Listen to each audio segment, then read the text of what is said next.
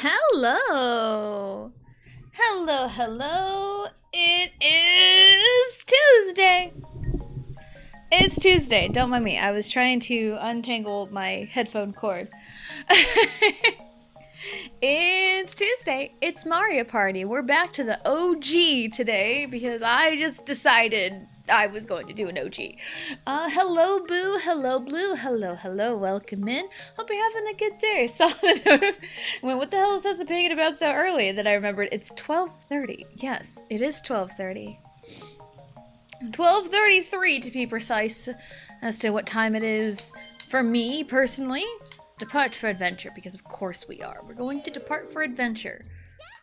Because we're here for an adventure, because I am home alone. And I never know how to feel about it. Because again, the last 4 years, I have not been alone. We'll do a normal green team run. Sure, we'll go with the crew, if you will. The crew. We'll go Mario's Rainbow Castle. Anytime I start like a run of Mario Party 1, which is probably what this is going to be turning into, I usually start with Mario's Rainbow Castle. So that's usually how it goes here. So, ow! Yeah, I'm getting so many hangnails. That means you can nap. No.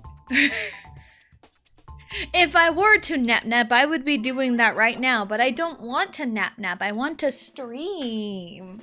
I want to be here. Your guide, Koopa Troopa, Rainbow Castle, Forgotten, Castle, Bowser, decide turn order. Boom shakalaka. Just two Home Alone girls, yep. It'd be like that. It do be like that sometimes.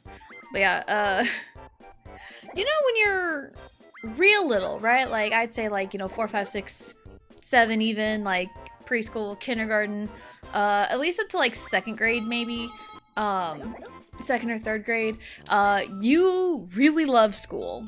Cannot wait to go to school, can't wait to have fun with your teachers, and then by a certain point,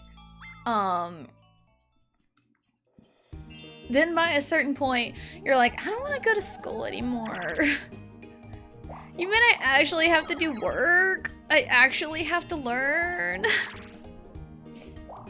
Because both kids are kind of at those respective stages. Like, when Allie started preschool and was in kindergarten, 1st grade, she loved going to school.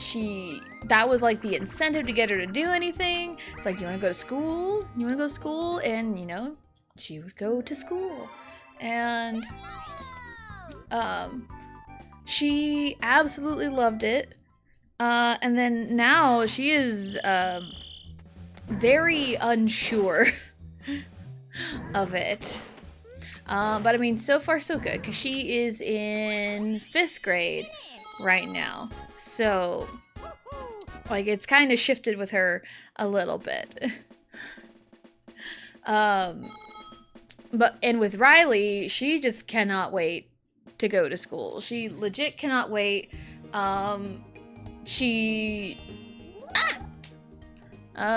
Save settings, every turn, message, fast. Okay. Riley just can't wait to get rid of me. Because, we get there. I got there a little earlier today because I had, the time to, and got a decent parking spot to, take my child to school. And with preschool, preschool today is like how kindergarten was when I was a kid, 20-something years ago. 25 years ago? I was in kindergarten 25 years ago. That's crazy. But, yeah, preschool today is like how kindergarten was back then. Nobody's finding anything. Ooh! No, Mario! Damn it. Oh well. So with preschool now, there's outside doors where the preschool is, because it is at the elementary school. There's like separate preschool like programs and stuff, but there's one through the school, and they have, you know, 2 preschool classrooms, and there's outside doors that we take the kid to, and that's where they, you know, we drop them off, pick them up, that's where they go. And we gotta wait till the doors open for them to go in. And Riley is just super impatient. It's like, can I go in? Can I go in? Can I go in? It's like, child, is the door open? It is not. We need to wait until it opens. And then once it opened, Riley got super excited, and she was like I think she was the second one in there, because there was another parent with their kid that was closer to the door, but Riley like hustled to get in, get in the classroom, you know, and I just said, you know, bye-bye, and then there she went. So, so there's that. Yeah, Riley just like cannot wait to get rid of me. I think she's just that excited for school. Speaking of stuff when we were younger and kindergarten age, what was your first video game is our question of the day. You're looking at it. For me, my first video game was Mario Party 1 for the Nintendo 64. I was about probably 5, maybe a little younger, but like I have the most recollection playing Mario Party as my first video game. And yes, on the N64, yes, I was burning holes in my hand, because that's how N64 controllers were back in the day. So yes, Mario Party 1 was the first video game I ever played. Pokemon Yellow, I think, was mine. Nice. I never played any Pokemon, because I didn't have a handheld console until...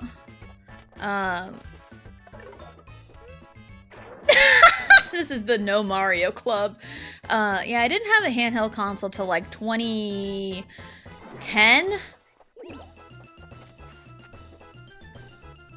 Yeah, it wasn't until about 2010, I think. Sophomore year. Or was it junior year? No, it was sophomore year. Because I used my money from the paper route that I did. Ooh, that was close. Yeah, because I helped my parents with the paper route. Newspaper. Oh my god, I got screwed.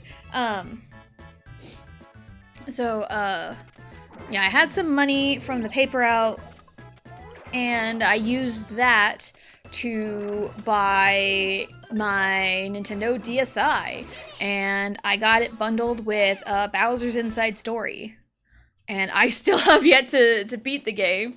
I remember playing it for a while, and I remember, like, the last, like, bits of the game that I, like, have any recollection of, and I was telling it on stream, and someone's like, oh, that's very early in the game. I'm like, what?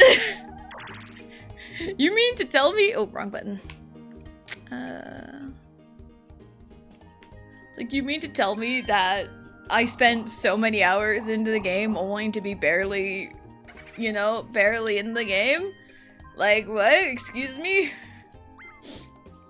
Which, you know, that doesn't seem too far off from how I am. But yeah, that's when I got my DS, and I think it was the next year, a couple years later or something. I had acquired some DS games here and there, and my first Pokemon game was Pokemon Black. Like, actual main series, because I'd played Pokemon before, because we rented Pokemon Stadiums 1 and 2 every now and then growing up. And when the game store started selling their inventory, we managed to snag one. We snagged the first one. So we have Pokemon Stadium 1, and we also snagged Mickey Speedway USA. Those are the 2 games that we bought from the store. And/or Donkey Kong Country, Link to the Past on Super Nintendo. Actually, I think I played Mario first. The Mario game for Super Nintendo. Mario World? Yes, it was Mario World. Super Mario World was the one on the SNES. Now, I do have a lot of memories with Donkey Kong Country, with the first one, because that was the one that we had. And I've told this many times that something was like wrong with our cart. Something was wrong with the cart and it would not hold a save.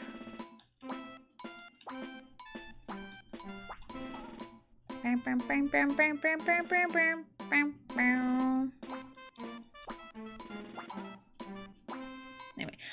it wouldn't hold a save, so anytime we wanted to like try to beat the game, we'd have to leave the console running.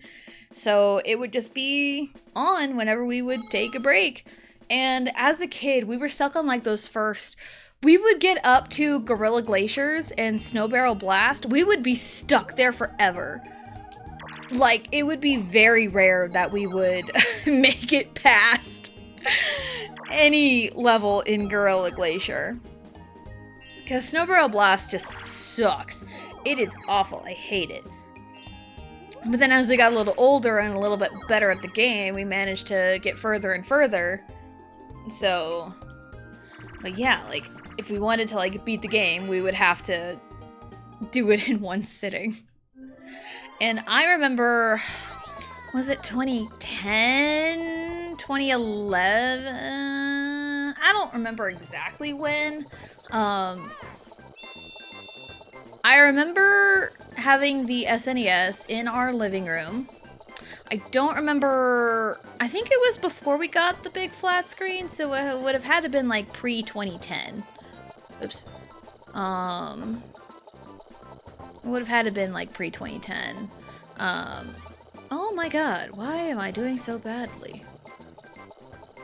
I say that as I get the best score.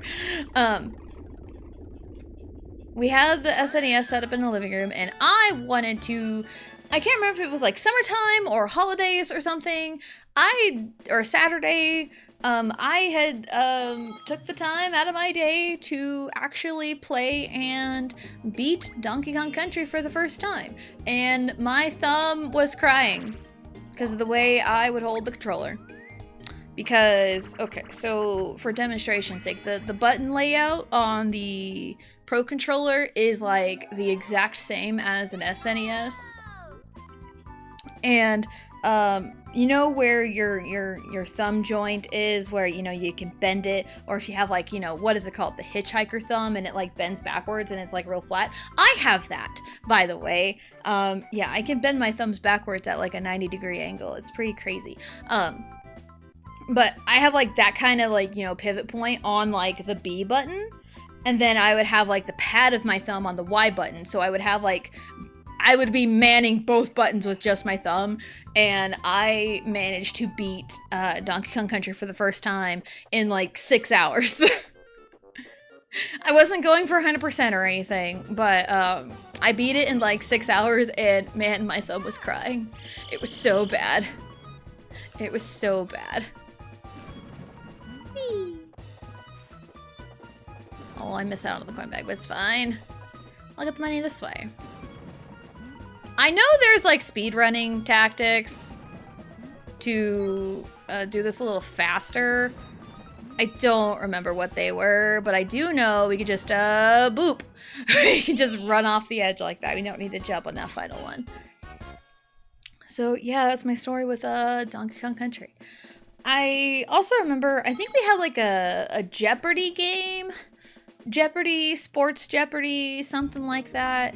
We had Madden back on the SNES, and me and my sister would always be like creating characters and doing the whole combine. There was like a whole bunch of like mini games to go with it. Trying to think what else we had. We had a Ken Griffey Jr. baseball game. I remember playing that one. That one was really fun. I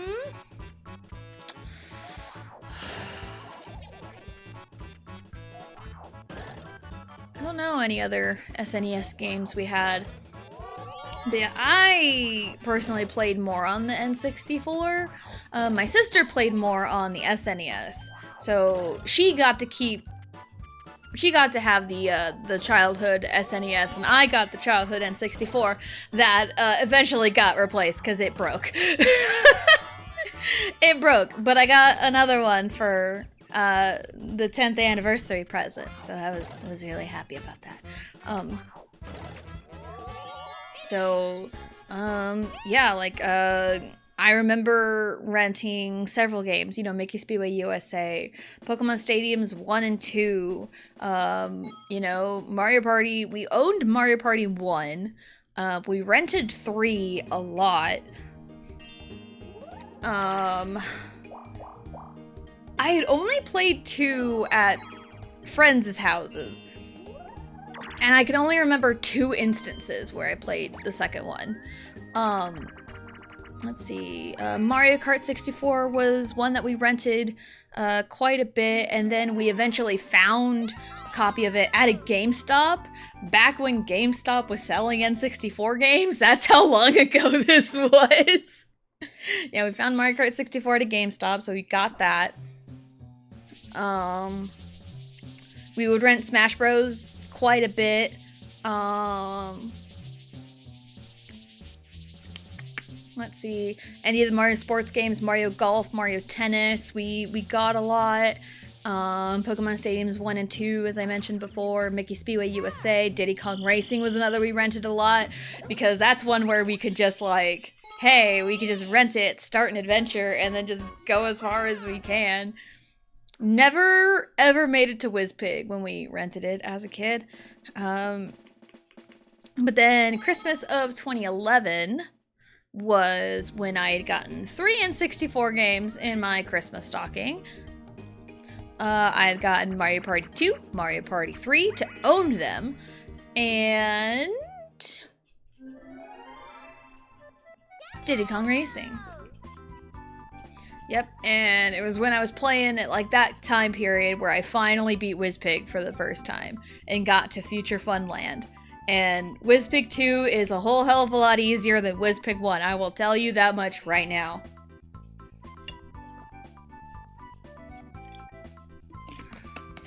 Because WizPig 1 sucks. The first WizPig race absolutely sucks.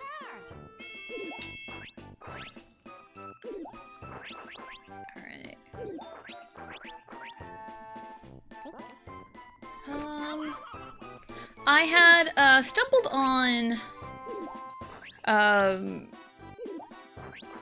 a speed run of Adventure 1 Glitchless.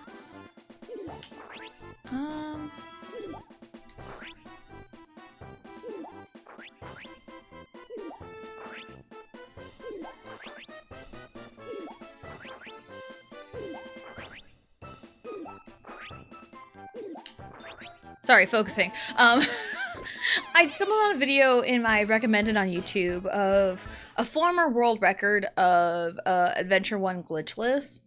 And Glitchless is essentially just playing the game normally, because like a lot of the speedrunning tactics are glitches. So Glitchless would just be playing the game normally, and even then, zoom zoom, you go zoom zoom. It's crazy. It is very wild how it is. And the same person, because I was looking up just the speedruns in general of Diddy Kong Racing and like what the categories are. Because, you know, there's any percent, which you only really need like 11 balloons for, which is insane, but that's just the glitches and the nature of the glitches. There is 100%, which, you know, you're using glitches to achieve 100% to get all the balloons from the sources, all the balloons, all the trophies, all pieces of the WizPig amulet, TT amulet. So there's, you know, getting everything, and that's like 100, an hour 42, I want to say is the current world record. I don't remember the exact seconds, but like the current world record for like 100% is an hour 42. But then like, you know, Glitchless is just, you know, playing it straight. And then There's this, there's another category like 100 plus, which is getting everything from a blank file. Or like true 100%, I think it's what it's called. You gotta do all of Adventure 1, unlock all the characters, and beat Adventure 2. So you have to unlock all the characters in the middle of your run. And yeah, it's pretty crazy. And then there's another one. There's like, you know, car, hover, plane is, you know, do all the races with like these as the vehicles, these tracks, use these vehicles on these tracks, yada, yada, yada.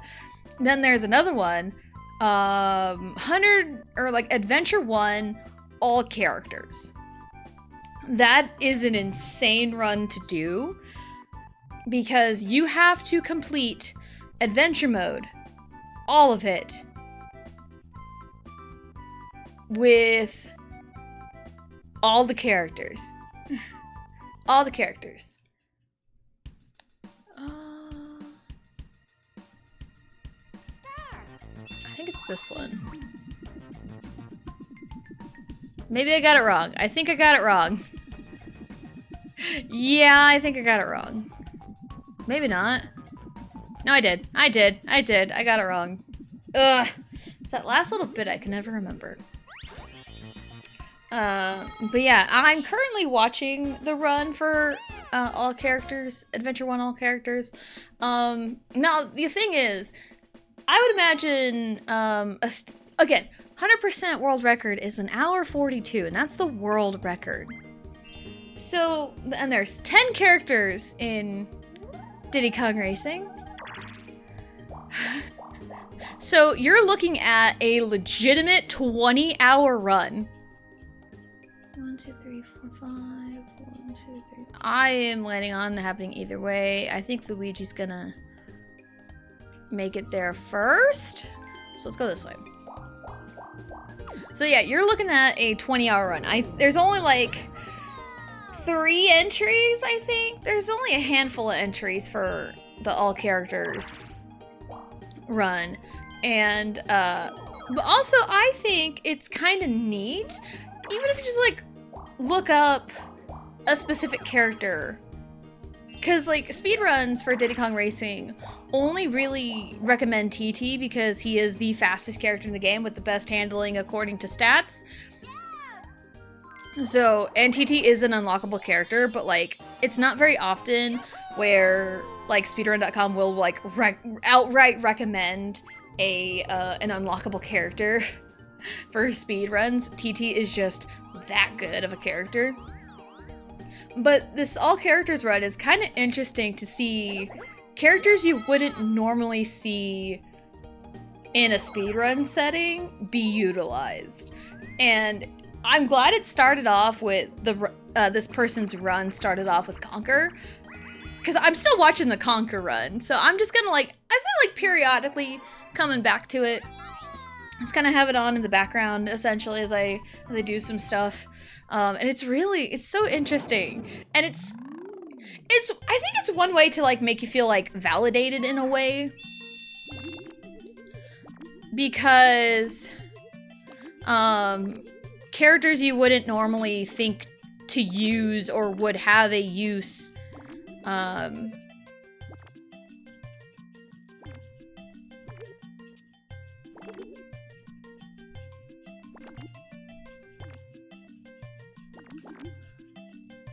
I think that one needs to be a little bit bigger.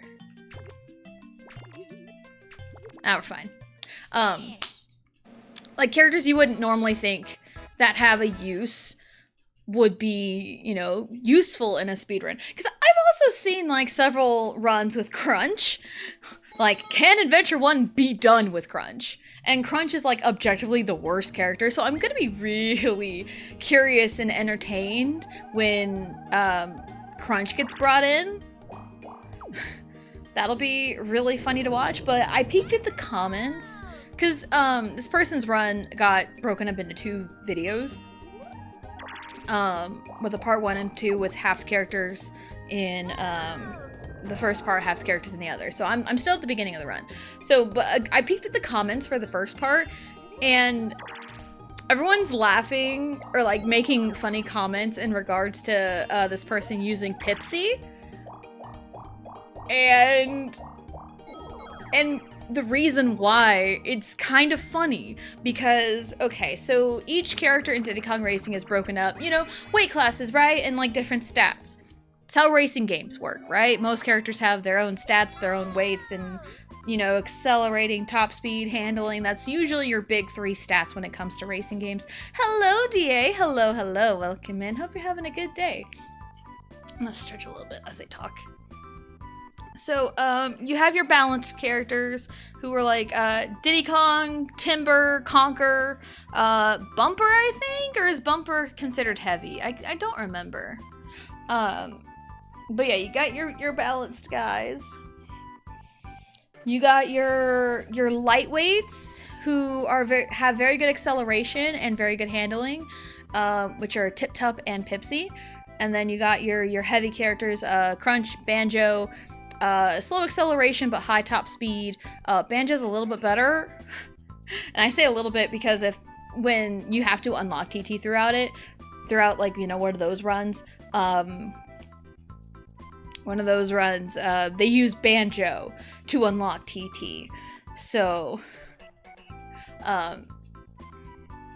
yeah, they're doing that. So Banjo's pretty good. Crunch, not so much. Got the fastest top speed, but worse everything else.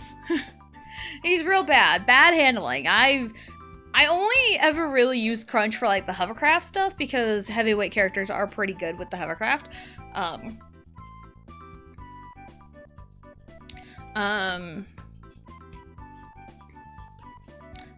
And I think the unlockable characters, Drumstick's kind of heavyweight, but he's pretty good. Because lore-wise, he's like, oh, the best racer, and he tried to challenge Wizpick, but then got cursed, so you have to unlock him that way. And then TT is just good. TT, high top speed. I think TT is considered a heavy character, but he's got better handling than the other heavyweights. So that's what makes him good, is the handling. Ready?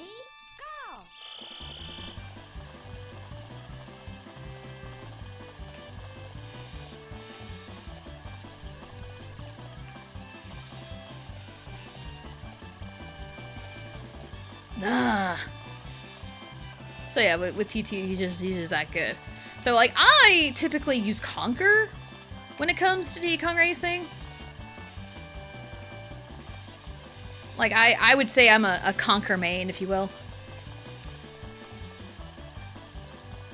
But like, I'm okay with some other characters. Tip Top's, I usually wait for Tip Top until I get to like Dragon Forest, because if I'm like on a run where I want to use every character, like actually legitimately use every character, I usually start with Conker. Then I do, you know, I swap in for like Bumper, and you know, I'll swap in here and there for, you know, these characters. It's Bowser, it's Bowser. Well, there's my money. There goes half my money.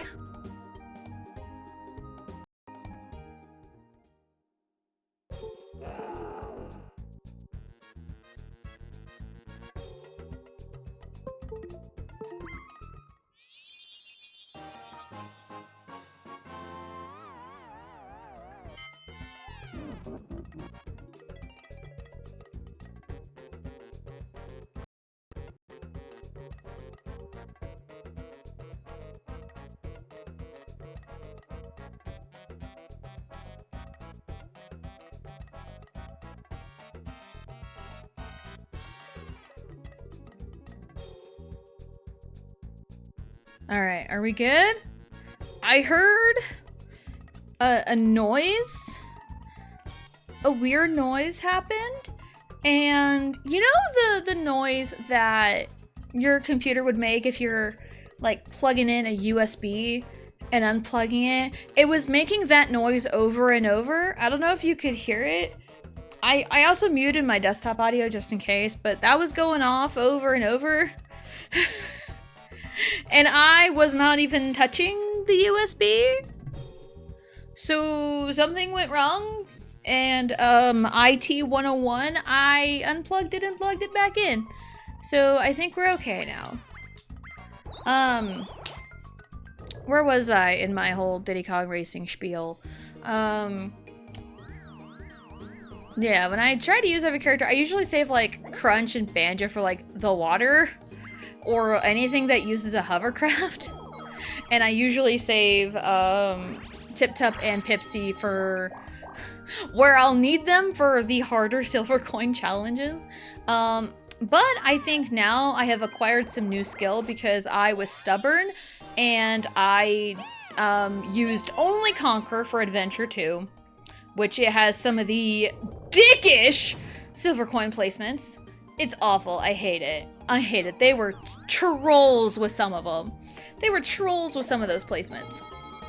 So, anyway, but I'd say if I were to say I am a main of a character, I'd say I'm a Conquer main for Diddy Kong Racing.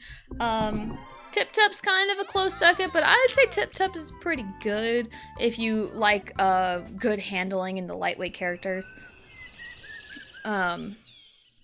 So, but yeah, watching like an all characters run, and it's nice that this video, I think in the comment section or in the description, it's got the timestamps of each character's run. So if you're just interested in seeing how a specific character would do in like a legitimate like Diddy Kong Racing speed run setting, aside from TT of course, then that's a pretty good like baseline. But also I was looking up stuff for the speed runs, and I was looking at like the category rules, and there's a little blurb that says because there's two different like subcategories of this all characters Adventure 1 run. There's a solo and a relay tab. So the solo, it says or like in the category rules, it's like, hey, we understand that this is a very long speed run, a very long run. We encourage you to take breaks, and it's like during the credits after completing each, section of Adventure 1, it's like 6 minutes and something seconds. So there's a good time for a break, get up, stretch, walk around, plan your food, and if the run is like, bad for your mental health. I'm blocking. I got it. We got there. If it's like, real bad on your like physical and mental health, you don't have to complete it. So they're like, hey, if you're going to do this run, please be prepared. But if you feel like you're not up to it like halfway through or like a few hours in, then you don't have to do it, which is, W for speedrun.com. But that's just, real interesting thing. And then there's a relay where it's like you can relay it between a team of like two or like 5 people or something. So yeah, which is really interesting. So yeah, if you want to see like, oh hey, I want to see how Tip Top does in a speed run, well, there you go. But also the comments were really funny with Pipsy because like speedruns usually use like a TT, heavier character, not super sharp handling. Oh, what the hell? Not super sharp handling. So apparently the comments, so this is gonna be like foreshadowing for when I get to that point in the speed run. Apparently the guy was having trouble with the handling on Pipsy because he's so used to these other characters whose handling isn't like the best in the world. So I think it's gonna be, because I think he was like bumping into everything, but also in speedrun settings, you can just like blast through a whole bunch of shit. Because, like, he's lapping people with Conquer, which is, like, hot damn. So, but yeah, I just think that's really funny. Has prevailed. Got a win with Yoshi. Nice. Nice.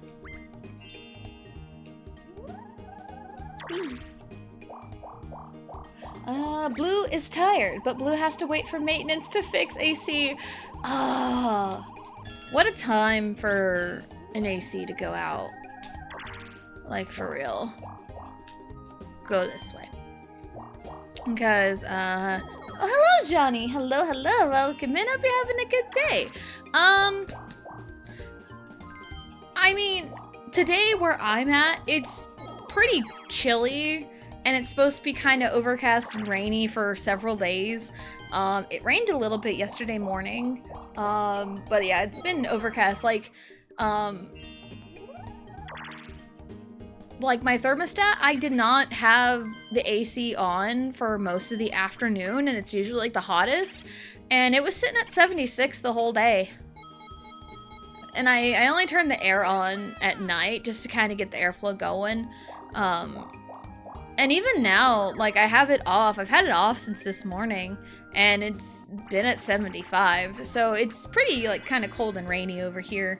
Like, overcast and rainy. It's supposed to be like that, which is nice because the last few weeks have been hot. It has been hot.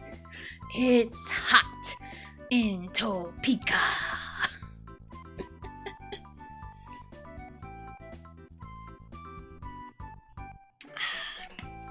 How's this board work? You've played Jamboree, right? This is Mario's Rainbow Castle, and it's the exact same. They essentially copy and pasted this board into Jamboree. You go from point A to point B with a few junctions here and there. Toad and Bowser switch at the end, and trying to get stars. Yeah. So it's, oh! Wow, direct hit. It's not the board. Yeah, I mean, yeah, that's how Mario's Rainbow Castle works. I know you gotta unlock Mario's Rainbow Castle. When I played through Jamboree and played Mario Rainbow Castle, my only problem with it is, like, okay, I thought it was really neat that everything kind of turned dark. Hold on. See the map. Where is...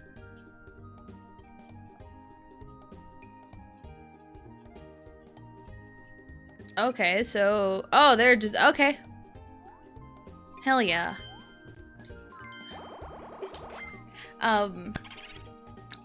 Like, it turns dark when Bowser's up at the top, but they changed the music, and the first time I got to play on Mario's Rainbow Castle in Jamboree, Bowser was at the top more often than not, and I never got to really hear the new remixed Mario's Rainbow Castle theme, because Mario's Rainbow Castle is one of my favorite boards. Best viewers!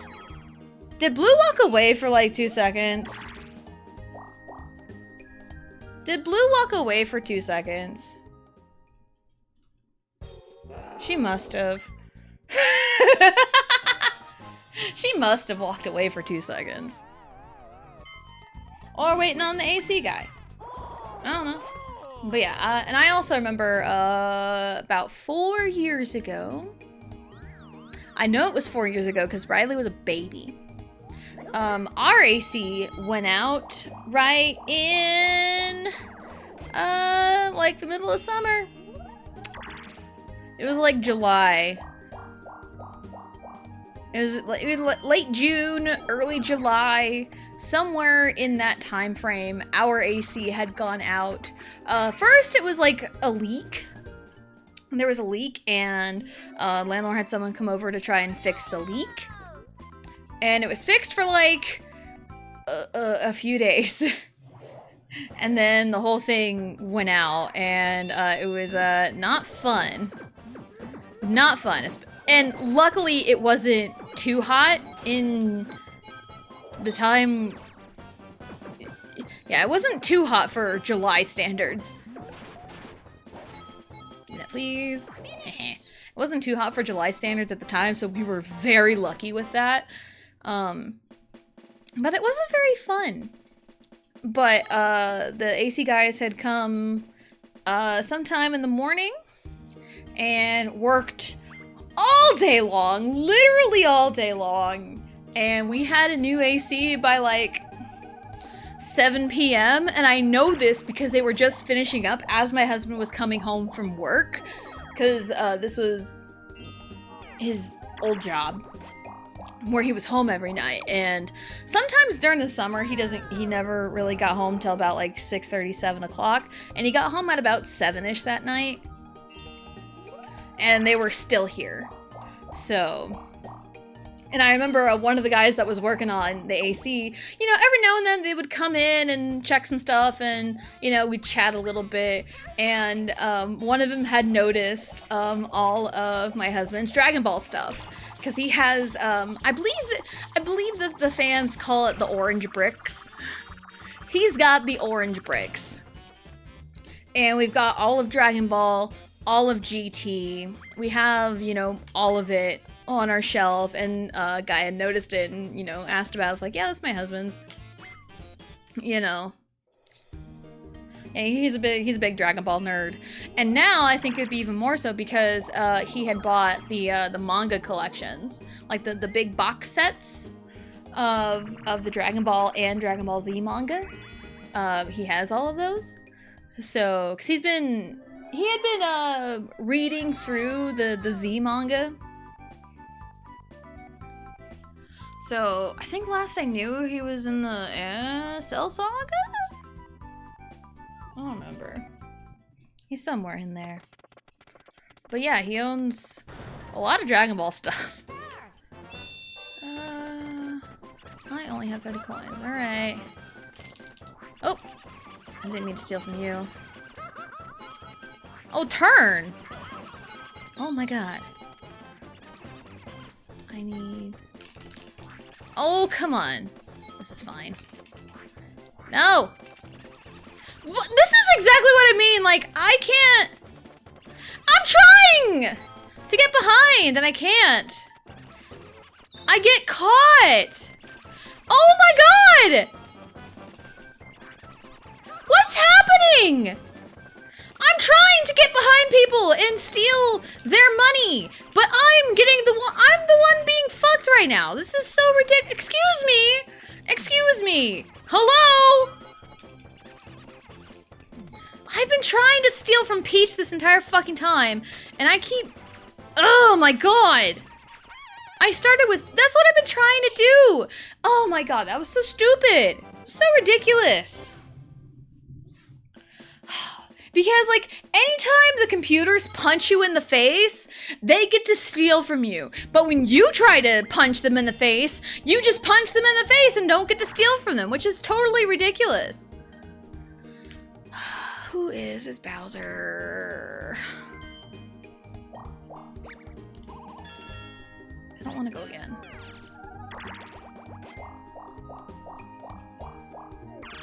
You know, why couldn't it just take all of my money? Because then I probably would have gotten a treat from Bowser.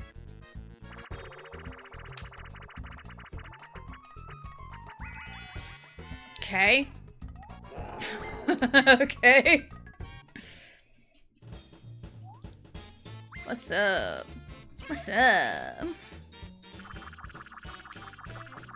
I mean, it really doesn't matter for me. What do I got? 8 coins? Huh. Woo. Well, at least you get to see Bowser. You get to see him again and lose more money! Hooray. Yeah, so like my problem with the Jamboree version of Mario's Rainbow Castle is it's kind of my problem with Mario Party 8, with Shy Guys Perplex Express and King Boo's Haunted Hideaway, because they have the same problem. When Bowser shows up on the board, the Bowser music continues to play, even though like no other instance really has something like that. So that's kind of the main problem I have, and it's kind of the same thing in Jamboree's Rainbow Castle. Because, like, I love Rainbow Castle, and I was so excited for, you know, the new music. So, I love Mario's Rainbow Castle. It's one of my favorite boards. But, like, when Bowser's around, and when Bowser's around, 9 times out of 10, you only hear, like, the new dark music, and it gets tiring after a while. it does get tiring after a while. So that's kind of my thing. And I love this music. It's one of the reasons why I like this board is the music is so good. So, yeah. Now you got 2 sevens, the double dice, the snag star. Nice. The double sevens. Yo, it's pretty lucky. Nice.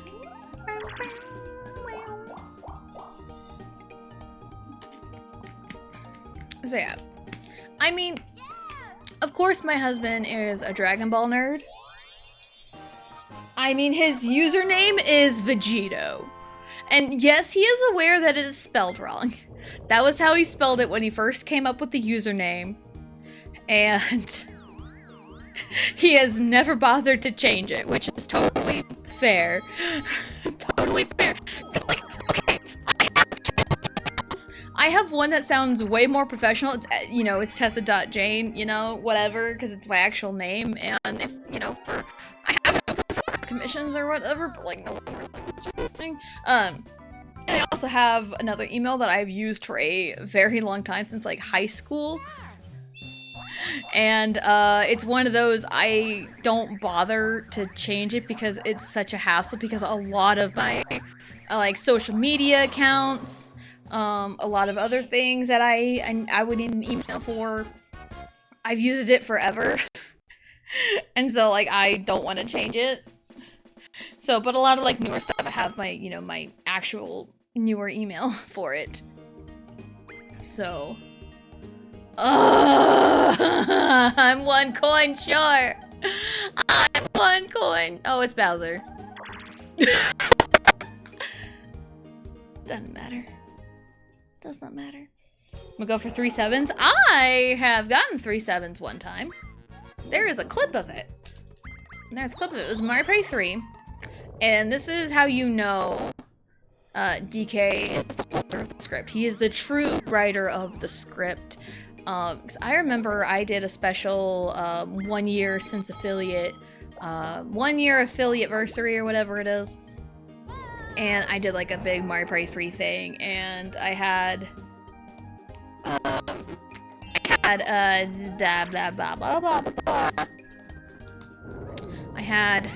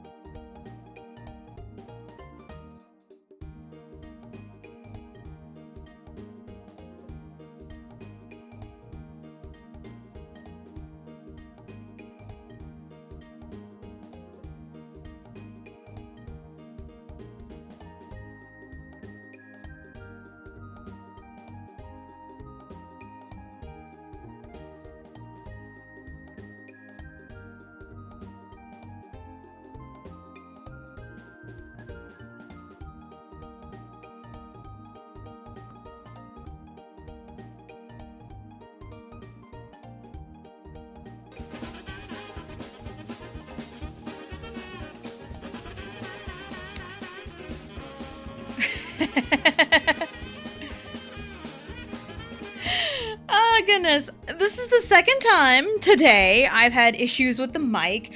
I catch it.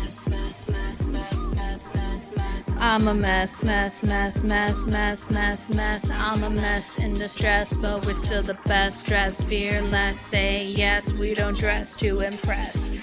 Yeah, second time today I've had mic issues.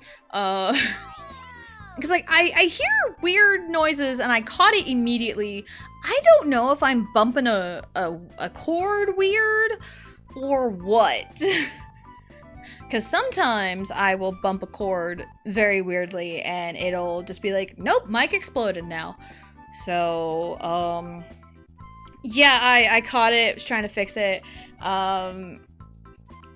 Okay, so hopefully Mike's is good. Also, hello, Vicky. Hello.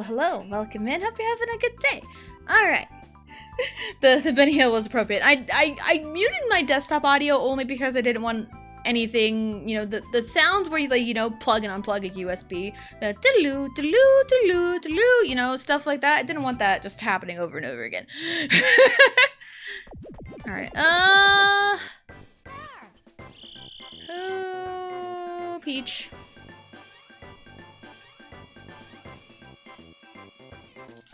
Oh, it was not a good place to grab. Hello! Miss.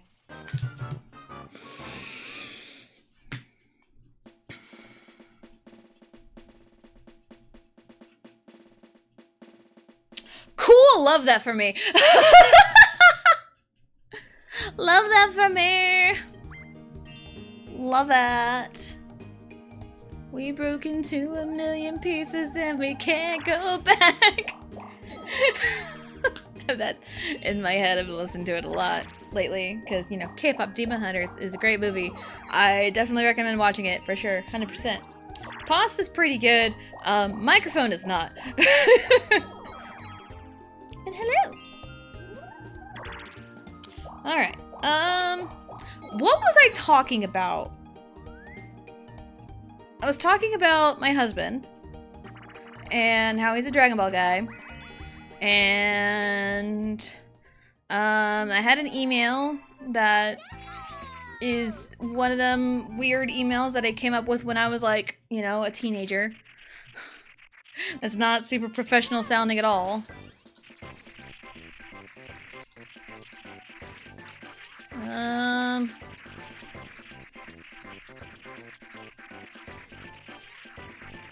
Where's the signs? Up. Up! Like TTYD! Up! Yes. If I have mic issues for a third time today, I will crash out. Cause, what do you mean? What do you mean?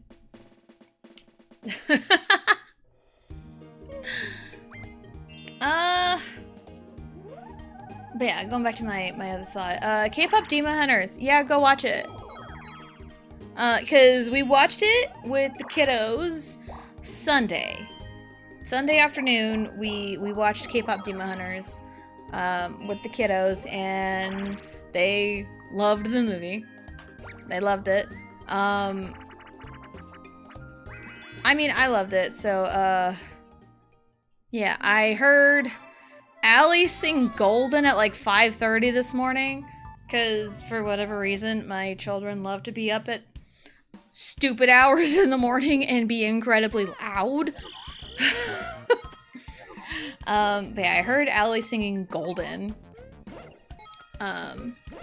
this morning, and Riley, if I'm scrolling on TikTok and Riley's like right next to me and like Soda Pop plays, she gets super excited. But also What It Sounds Like, because like I'll start singing What It Sounds Like and Riley will join me, and it's really, really cute. We broke into 1,000,000 pieces and we can't go back, but now I'm seeing all the beauty in the broken glass. The scars are part of me, darkness and harmony. My voice without the lies, this is what it sounds like. It's so underrated, and everyone, I think this is also like the whole point of it too, because like Golden, everyone is so all about Golden because it's so flashy, it's got all these cool vocal parts, super high notes, you know, but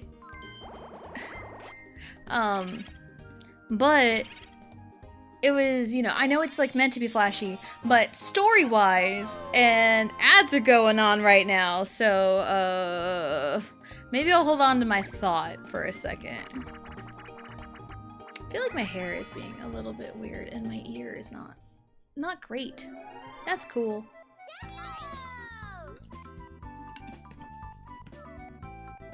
But yeah, I do recommend K-pop Demon Hunters. It's great. Also, I see Blue's comment.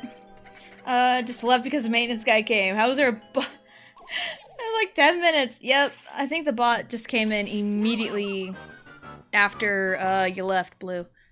And I figured the maintenance guy showed up. But yeah, the whole thing with Golden, I know it's supposed to be flashy. It's supposed to be, you know, all over because it's supposed to be a cover-up, or I've seen several different theories about this. So, if you haven't seen K-pop Demon Hunters, I don't think what I'm gonna say is necessarily a spoiler, but, or maybe it is, but if you haven't seen it, just tune me out for like 5 minutes. Maybe.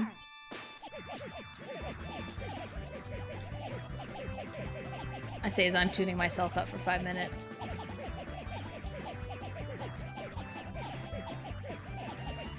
Yeah, we don't talk about Mario Party 5. Never. It's cursed. Anyway. So, K-pop Demon Hunters and the song Golden. Everyone loves Golden. You know, I'm done hiding, now I'm shining like I'm born to be. Yeah, no, I ain't doing that. Not legitimately in your mic and make your ears bleed. No, I wouldn't do that. But you know. So Golden, in terms of storyline and the music, there's lots of theories about this. One of the theories is the reason why Rumi has trouble with her voice is because she's been singing way out of her range. She is an alto. They say alto, you know, but like true altos, you know, it's a whole thing. But I would say mezzo-soprano. She has a lower range. She has a lower singing range. And those high notes are way out of her range. And she's been pushing and pushing and pushing to make sure the whole moon is golden. You know, again, golden. That's the whole point, you know, to seal the whole moon and to make it golden. And she's been pushing and pushing and pushing and straining her voice and straining her voice. So, you know, the plot device with Rumi isn't like, you know, that's not what's making her lose her voice. It's the pushing and pushing and pushing to get rid of, you know, the patterns, if you will. So, there's one way to look at it, which it's way out of her range and it's hurting her, which yes. But another one is, and I'm inclined to believe a lot of these theories. Another one is, Golden was supposed to be the victory lap. It was supposed to be the victory lap. It was supposed to be the victory lap, because, you know, it was meant to be released like after their break, for one, and Rumi pushed up the release to it, which in turn caused a lot of the problems with the Huntrix girls and Rumi herself and everything. So by pushing up the release, it puts on a lot of stress on her, making her strain her voice, and even in the lyrics, I'm done hiding, now I'm shining like I'm born to be. I'm done hiding. You wouldn't say lyrics like that if you were still trying to seal the Honmoon, right? So that's more of, let's seal the Honmoon, then let's release this song called Golden, I'm done hiding, now I'm shining like I'm born to be, Even in like that bridge part where it kind of tones down, no more hiding, now I'm shining like I'm born to be. Because it drops down and that's like, her real self singing, put these patterns all in the past. So like Golden was supposed to be the victory lap, but Rumi pushed it up because like, oh, we're so close, let's get this done so I can, do this for me. and not necessarily, you know, for the honeymoon. And that's what causes a lot of problems. So. Hello, Max. Hello, hello. Welcome in. Hope you're having a good day. Talking K-pop Demon Hunters? Yes. Yes, we are, because I got on that topic. Have you seen K-pop Demon Hunters yet? Because I'm like, I know it's been out for like 2 months now. But I don't know who's seen it, who hasn't seen it. Saw it a couple days ago. Nice, nice. But yeah, like everyone loves Golden. I like What It Sounds Like. That's probably my favorite song. What It Sounds Like and Your Idol are probably my 2 favorites from the movie. Saw it in theaters on Saturday. Yeah, I saw that, they were doing like a sing-along in theaters, and I've seen clips on TikTok going, and it's great. In like the final scene of the movie, you know, singing What It Sounds Like, there was a clip someone posted, and someone in the theater shouted, "We have to sing louder to seal the honeymoon!" And it was really funny. But yeah, What It Sounds Like is probably my favorite song, because yeah, we watched it Sunday with Allie and Riley.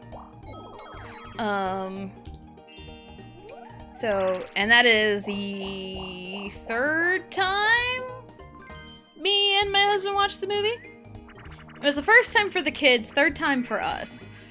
So, so we've seen the movie a bunch. Really enjoyed it? Yeah! Awesome! Man, I've gotten emotional. Oh, I did too. I got, like, What It Sounds Like moved me, man. Like, I wasn't like full on sobbing and crying, but like it makes me tear up when I just kind of sit and just like listen to it. You know? It makes me tear up, man. It's crazy. Dude, all the kids in my theater were screaming, "No, Chinu, no, Chinu!" Chinu, kiss her! I think I saw somewhere, because I know it was supposed to be like a 3-hour long thing and they had to cut it down for time and all that. I think I read somewhere that Rumi and Gina were supposed to kiss like 3 different times. I think I'd seen that somewhere. But man, when they didn't kiss after Free, why?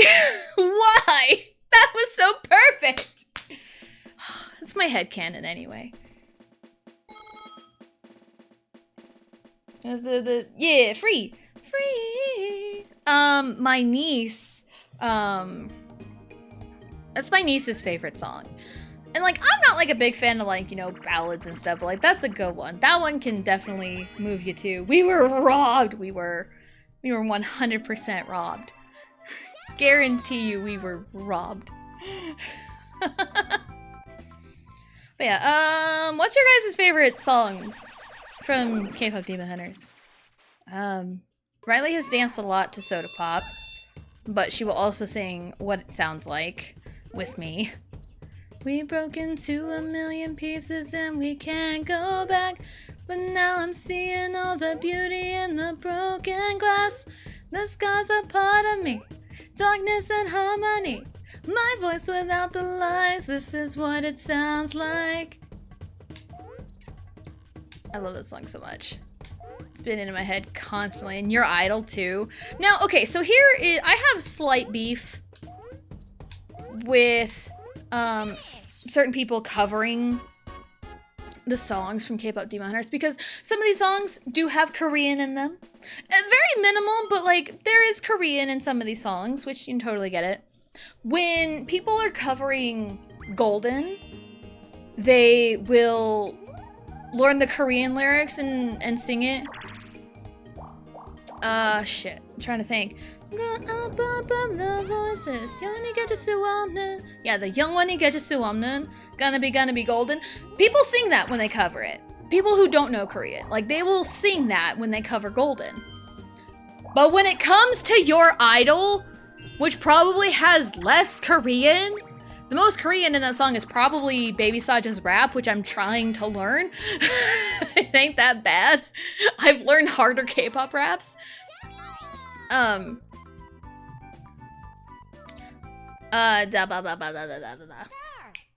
Yeah, but when people cover your idol, they will replace the tiny bits of Korean with the English translations. And I'm like, what? Because like, okay, again, when I sing Golden, I'm going up with our voices. You know, together we're glowing, gonna be golden. Oh, up with our voices. Yo, when they get to Suwonen, gonna be golden. They'll sing that perfectly fine. But when it comes to your idol, you know, keeping you upset, keeping you in check, keeping you obsessed. Play me on repeat, could up sheet in your head. You know, could up she, you know, means endless. But when I hear covers of it, it's keeping you in check, keeping you obsessed, play me on repeat endlessly in your head. It's like, why? Why? You'll sing the Korean lyrics for Golden, but not your idol? Really? It's not that hard! It's not that fucking hard, people! Ah!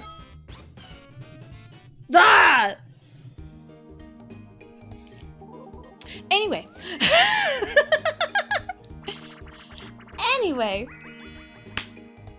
I also agree with you. What it sounds like is slept on compared to Golden. Exactly. It's so good. I want to say your idol's my favorite, but I feel like legally I can't say that. I just like your idol because it reminds me of Vix. That's fair. And your idol was based off of, like, the song itself was based off of EXO's Mama and Obsession. So there you go. There's some song recommendations for you if you liked your idol. When I heard Soda Pop, I was like, oh, this is where the song is from. My Little Soda Pop.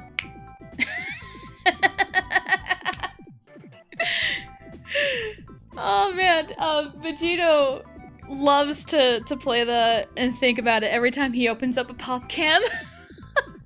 My little soda pop. 'Cause I need you to need me. I'm empty, you feed me so refreshing. My little soda pop. Yeah. Thank you for the pain, 'cause it got me going viral. Machiana fever, make you a believer. Yeah. Love that rap. Also, again, if you like Mystery Saja's voice, check out the K-pop group U-Kiss. The letter U hyphen kiss. Check out them, because Kevin Wu was a member of U-Kiss, and if you like Mystery Saja's voice, you'll like U-Kiss. Getting triggered. I know! Ugh. I know Tessa's talking to the general public, but I'm laughing at the idea of Tessa recommending EXO to me like I don't know them.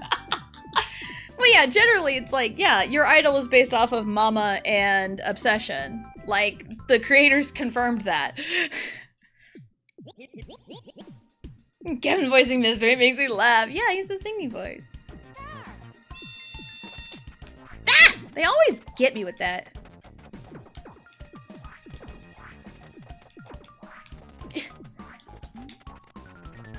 Nobody gets it!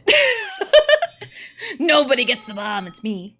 He's a solo guy, he is. I love him. He wasn't my bias in U-Kiss, but I always loved him. I was a Kisop. He was my bias in U-Kiss. But yeah, some U-Kiss songs. I mean, I would probably say, arguably, Neverland is probably their most popular track. Catching up some Neverland, Yeah, that's probably their most popular song is Neverland. There's also bangers like Standing Still. That one's a really good one. Standing Still, Dora Dora. That's a good one too.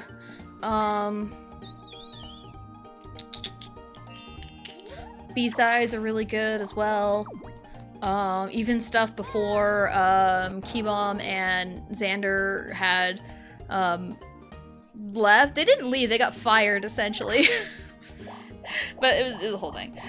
Some of the Japanese tracks are really good. But yeah, U-Kiss is really good.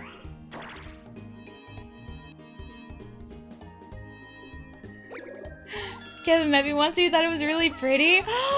He said, oh my god, I'm like jealous of you. You're living the YN fantasy there, Blue. But man, I would like, you know, I would never forget that if that happened. One of my biggest flexes is that the second Kevin later asked me, he went, oh my god, you're so pretty! Yo, that is a flex. Man, I'm jealous.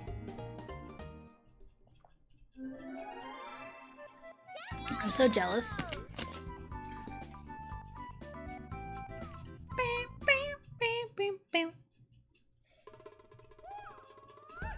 Let's go, Mario. Whee. My little soda pop. It's in my head now. You're all I can think of. You're my soda pop, my little soda pop. I've seduced several K-pop idols in my lifetime. I am peak Asian bait. Was that your nickname in high school?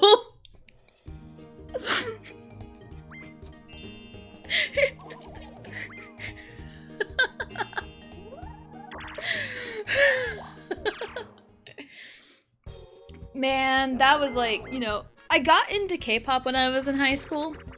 It was like March of 2010, so I was like at the tail end of my freshman year of high school when I first got into K-pop. So all throughout high school, man, I wished I had that interaction. I wished. The exact words were ideal foreigner. You know, I believe it. Cause like most people not from America would probably think a typical American, probably blonde hair, blue eyes, and I know you fit that archetype. So I'm not quite there. I had to play the song when I was working at Camp Leader. Yeah, I think the kids really like Soda Pop. Yeah, my favorite part is actually the pre-chorus leading up to the chorus. You know, I need you to need me, I'm empty, you feed me so refresh. It's my favorite part because I like the harmony there. Oh my god, what happened? Yeah, I just like the harmony there. You know, cause I need you to need me, I'm empty, you feed me so refreshing. My little soda pop. You're all I can think of, every drop I drink of. You're my soda pop, my little soda pop. It's infectious. I just love it. It's infectious.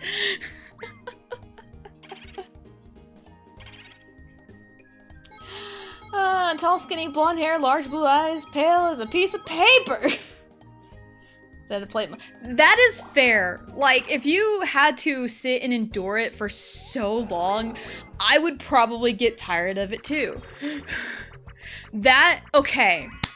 Speaking of hearing a song over and over and over and over again and getting tired of it, here's a story for you. There is a specific K-pop song by the group G-Friend.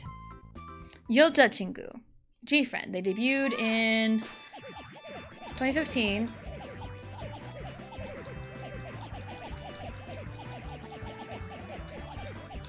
And they debuted pretty good. Came out the gate with Glass Bead.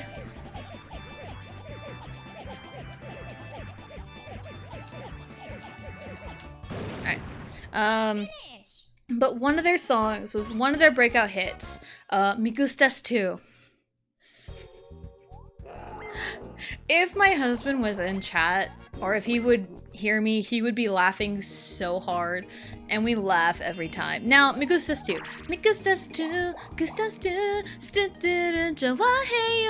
oh, it pains me to sing that. So here's the thing.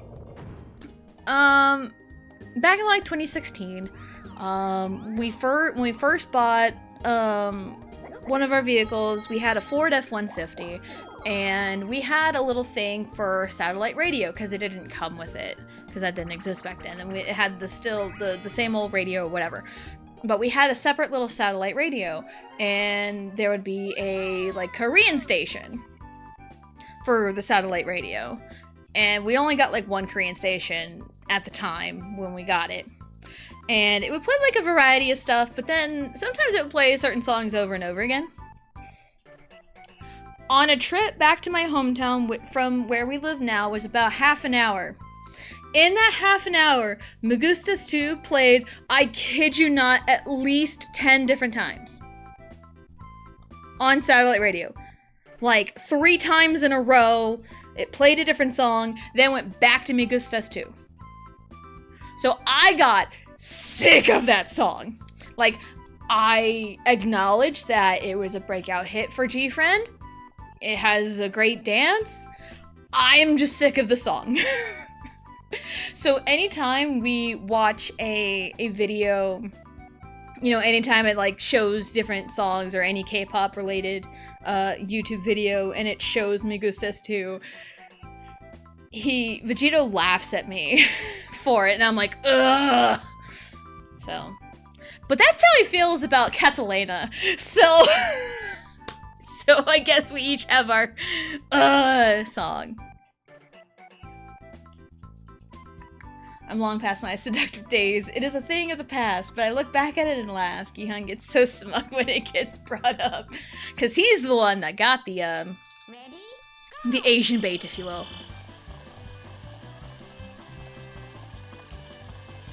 Whee! Whee!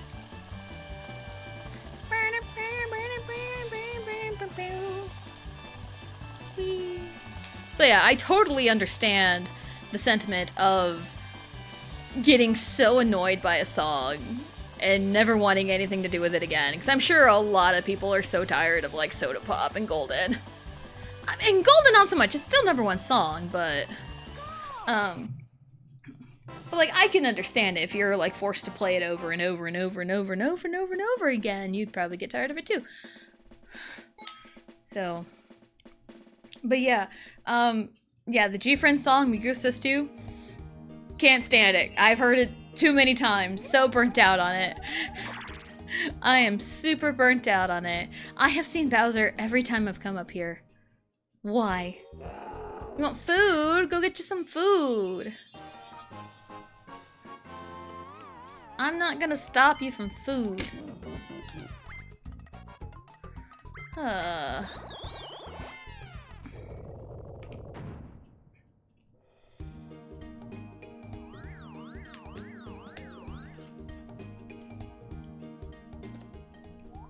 Oh, hey, what's up? I get half my money back. I get cash back. Cash back on my purchase. Purchase. Oh my god, I can't talk. I get cash back on my purchase of the star. And Peach doesn't have any money. Ha! Blue is denying your food. I don't think Blue did anything.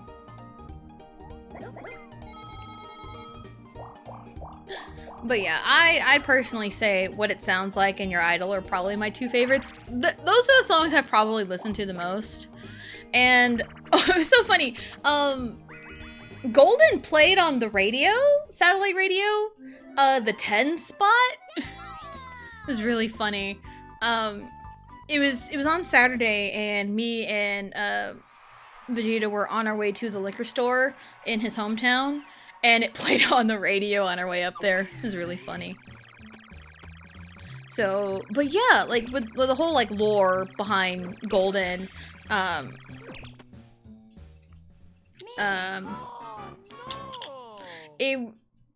way I see it, like, yeah, it's super high, out of her range, ruins her voice, and it's not just the, you know, her patterns that are causing it. It kind of adds to it because she's trying to push and push and push to get them removed. But because, you know, the pressure's on essentially to get, you know, the patterns removed, even if that's what would have happened, you know, because we wouldn't, you know, who knows if that's what was going to happen or not. That's the thing. Because Rumi was made to believe that her patterns would go away once they sealed the Honmoon, and nobody knew that for sure. That was just what was told to her to get her to perform her duty. So, and I've seen lots of things. Quema didn't need to get to Rumi because Selena already did that. So that's the thing. But yeah, K-pop Demon Hunters is really, really good. I want to say my husband's favorite song is How It's Done. That's probably his favorite.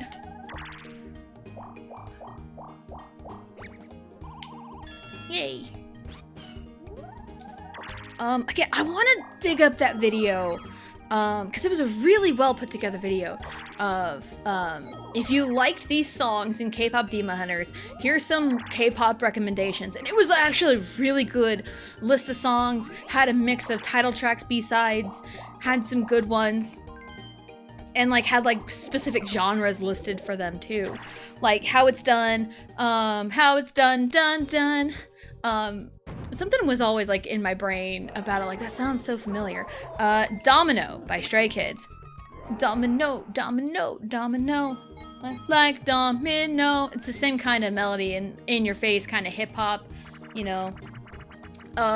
Golden, first recommendation is I Am by IVE. That's my life, dun, dun, again. Dun, dun, dun, dun, dun, dun, dun, dun. A big, big stage. That is who I am. I can't. I don't listen to that song. I don't listen to IVE.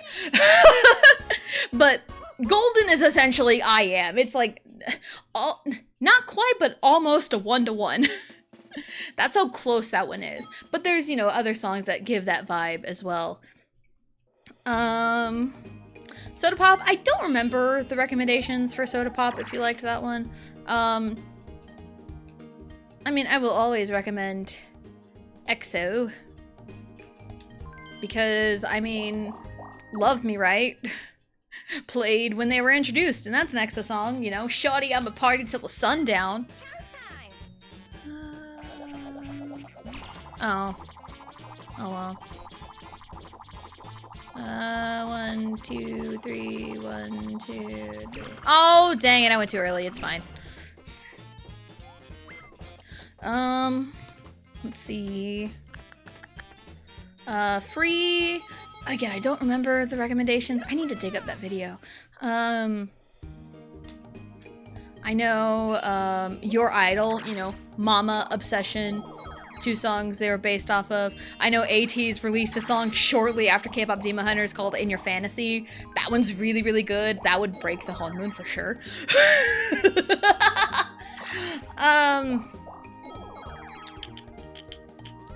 I don't remember, but I know what it sounds like, the kind of, you know, the feel good, you know. There's a Dreamcatcher B-side called We Are Young. I listened to it today. It kind of has that same vibe, and it was really funny because I was like just thinking of that song. I was like, you know, I don't think it's gonna show up in this list, but I'm thinking of a specific song that would also kind of fit, and it showed up like 2 seconds after I said that. So, but yeah, because I know there's like a lot of other like K-pop fans that are like, oh, if you like this one, listen to BTS, Blackpink, BTS, Blackpink, BTS, and it's like, no. Not everything is BTS and Blackpink. Or Stray Kids, for that matter. And I do like Stray Kids. But the fans are so insufferable sometimes. Because it's like, yeah, if you're going to recommend K-pop to someone, get to know their music tastes first. Then find songs to recommend. Because, like, oh, if you like, if someone comes up to you and says, oh, I like, retro music, you wouldn't recommend them Stray Kids. Stray Kids is more... I know noise music. I hate that term. But like, you know, the kind of EDM type feel. EDM, party music, hard hitting. You know, that's Stray Kids' music. If someone were to come to me and say like, oh, I like retro music, I would recommend like early Mamamoo. There's some other, you know, groups in there. There's lots of songs that have retro vibes. It depends on how retro you want to go. If you want 80s, La Di Da by Everglow is a really good 80s track. Shiny's got some pretty good 90s retro stuff. You know, like there's like lots of stuff from lots of different artists. Like, if someone came to me and said, hey, I want to get into K-pop, but I like rock music. I don't know where to start. I would not start them off with BTS. Absolutely not. I would start them off with Dreamcatcher. If someone comes to me and says, I like rock music, but I want to get into K-pop, help me, I would point them right to Dreamcatcher. Right to Dreamcatcher.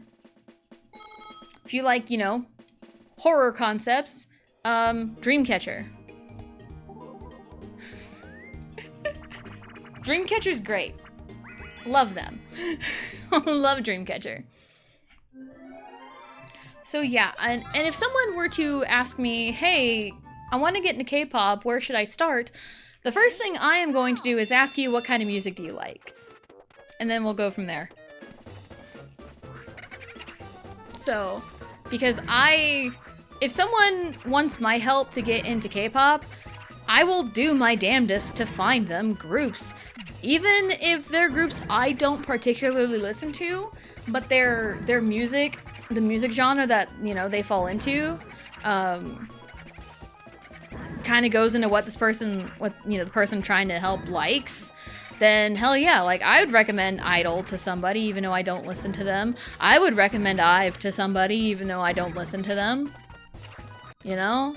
Like there's plenty of like groups and artists I would recommend even though I don't listen to them. Because that's what music is in general. You know? It's like, yeah, do I want other people to like what I like? Sure. But K-pop as a whole, I would love for more people to listen to it because there is something for everyone. Big, small, you know. Big artist, small artist. You know, doesn't matter. Music is music. Although there are some songs that are just objectively what the fuck. There is one particular Teen Top song that came out in 2011. I used to have it on my playlist, even though I knew what the lyrics meant. But the song was catchy. Teen Top is a band that debuted back in 2010. And you wouldn't think it, but Teen Top is an acronym in and of itself. So, hold on. Teen Top. T-E-E-N-T-O-P. Top. Teen Top.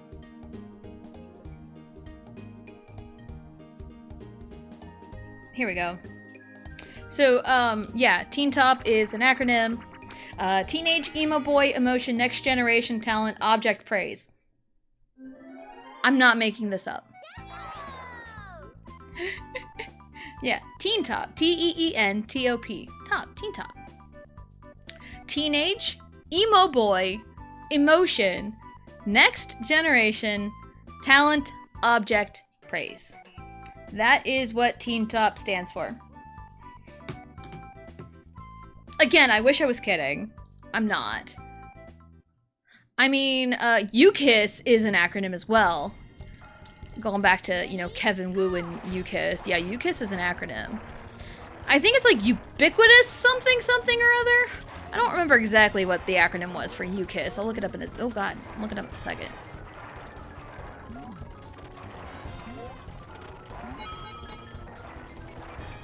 But yeah, Teen Top released a song in 2011 called No More Perfume on You. And the song is about telling their girlfriend or affair partner to not wear perfume. Yeah, it's telling their affair partner to not wear perfume anymore because his girlfriend's gonna get suspicious.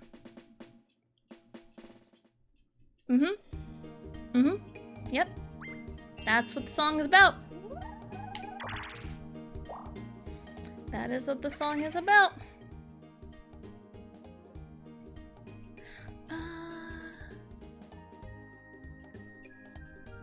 I'm actually going to steal some money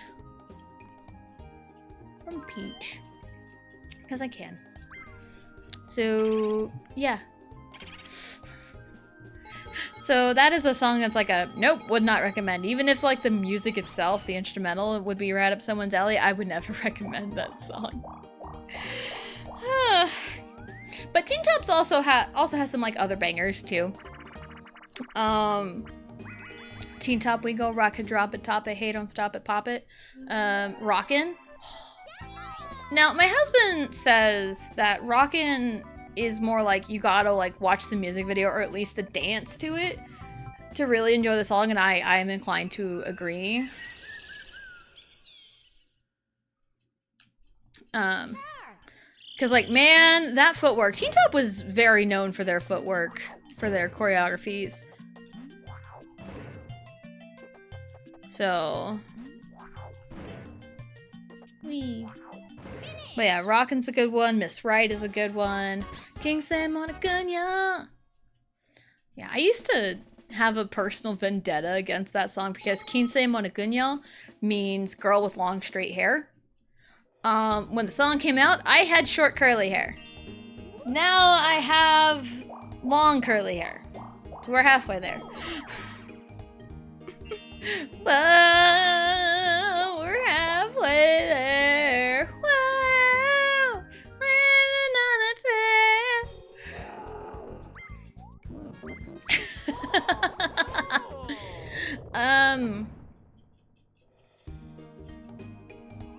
Yeah. So, but yeah, Teen Top exists. They've got to come back around this time. I already had it. I can't remember. But now there's 4 of them. They started off as 6, and now there's 4 of them. Because back in like beginning of 2017, Eljo had left the group, let his contract expire, I believe. And then their ex-leader, Cap, I think he also left the group, but there was some scandals involving him. I think a lot of it was like him being a bully to the group or something like that. Which I'm like, you know what? That kind of checks out. So now there's only 4 of them. I believe Neil, Chunji, Changjo, and Ricky. I believe those 4 are left. So, yeah. I'm a drummer, Yoshi.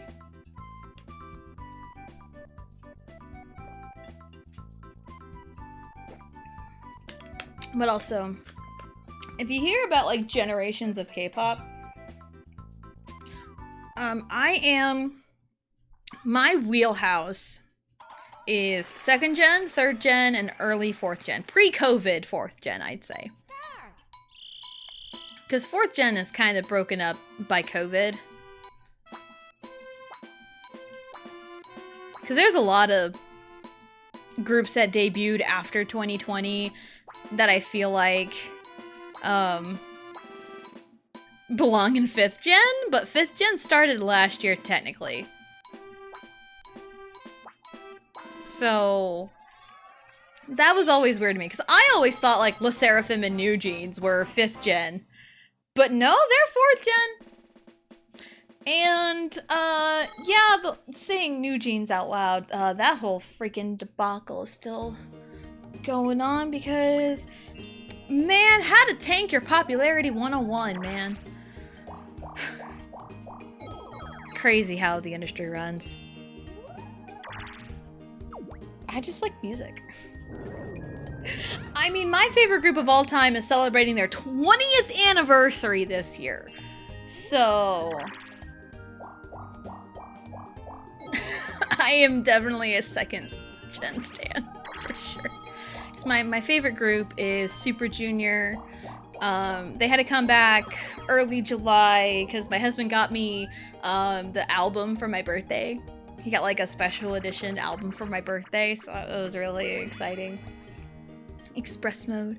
We go 1 step, 2 step, 3 step, 4. Hola, na.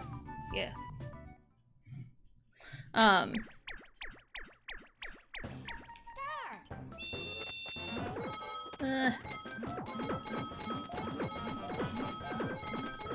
Wee.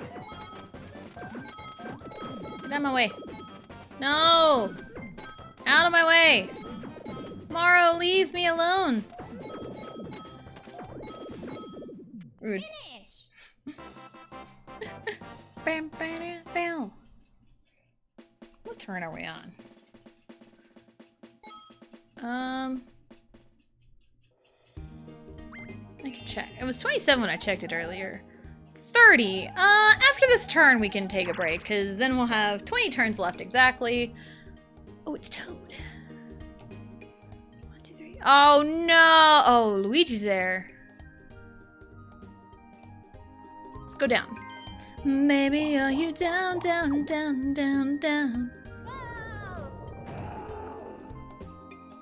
Anything can happen. Anything can happen.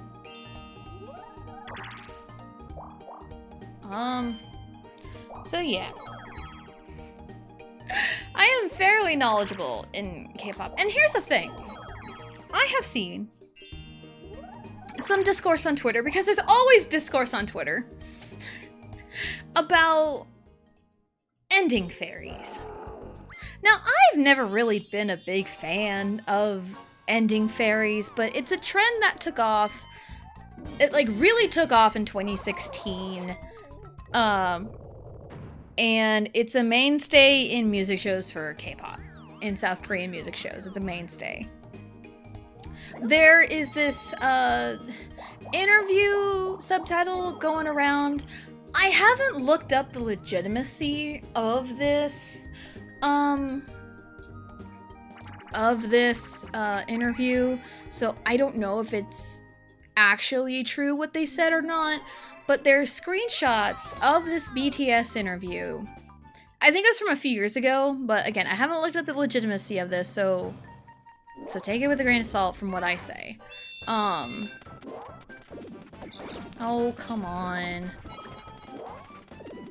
Why? Oh my god. There we go. Oh, how'd they miss? I jumped again, dude! How can they hit me when I'm jumping on their heads? Like, bro. I can't get my strategy off. So anyway, there is 30 coins there. That's rough. That's fine. Okay, yeah, but we're good though. Okay. So anyway, I'm gonna finish my thought before we go on break. So there's this screenshot of a BTS interview saying that they were the inventors of the ending fairy. Now, remember what I said earlier, the ending fairy got popularized and became a mainstay in 2016. You would probably say that's about BTS's time, right? For ending fairies, no. Again, I don't know the legitimacy of this interview, but that's the screenshot going around, is of BTS themselves saying they invented the ending fairy. That is wrong. That is absolutely wrong information.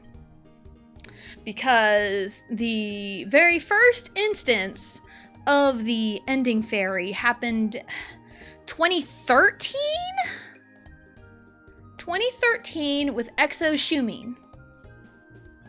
That was the very first instance of the ending fairy. Now, what an ending fairy is, at the end of a performance, it is a close-up of a member for like a few seconds, and they get to do like a cool expression, something cute. You know, second or third gen stands will know it's something funny. But they will do something fan servicey for like a few seconds while the camera is on them. That's what an ending fairy is. So it was, the first instance was of Xiumin back in like 2013. I'm pretty sure, because I've seen pictures and it's Wolf era Xiumin. So there's that. And then when I say it got popularized and became a mainstay in 2016, IOI's Chaeyoung was the one who made it super viral and a mainstay. She was the one who did that. Not BTS, not anyone else. It was Xiumin and Chaeyoung at 2 different points in K-pop history. So if that BTS interview is legitimate, that kind of sours my perception of them. And it's been soured for years now. For several different reasons, but that extra sours it. But if it's not, why would anyone want to paint BTS in that light? Again, there's a lot of other things that have happened throughout the course of BTS's career that it's like, sometimes I feel like you're unrecognizable from the group I first liked. You know, because I got into BTS at about 2016. Fire was my first comeback for BTS. So kind of got into them late 2015, early 16. I think more early 16. Like got into them, became a fan, liked their music. And then I just kind of, they got super popular, which is, you know, whatever. But then like something changed and the company, you know, they became the cash cow for their company. And something in them shifted. Like, I can't pinpoint it, and I don't know these people, but the vibes that I get as a fan, something shifted, and I kind of stopped really liking them after 2018-ish. Like, late 2018 was when I kind of stopped liking them. So, but yeah, if that interview and what they said was legitimate, it's not a good look. And if it is, I don't know who tried to do that. But it's not a good look, and it's factually wrong, so... But anyway, we're gonna take a break. We are going to get up, stretch, go to the bathroom, grab a snack, do whatever it is you need to do, and we'll be right back.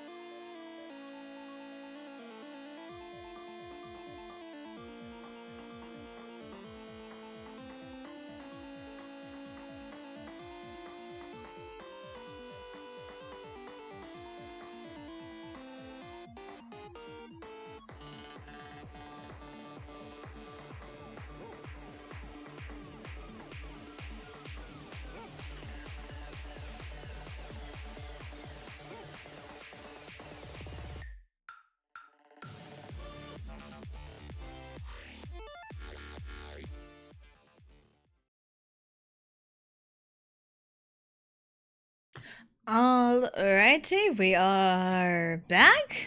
It's a party. Alright, thank you, Johnny, for the links. Thank you. Still haven't changed the follower goal. Again, it's the same thing, just fanfiction. I'm still working on the... Oh, come on! The star is right there. You're not gonna let me have it? Of course.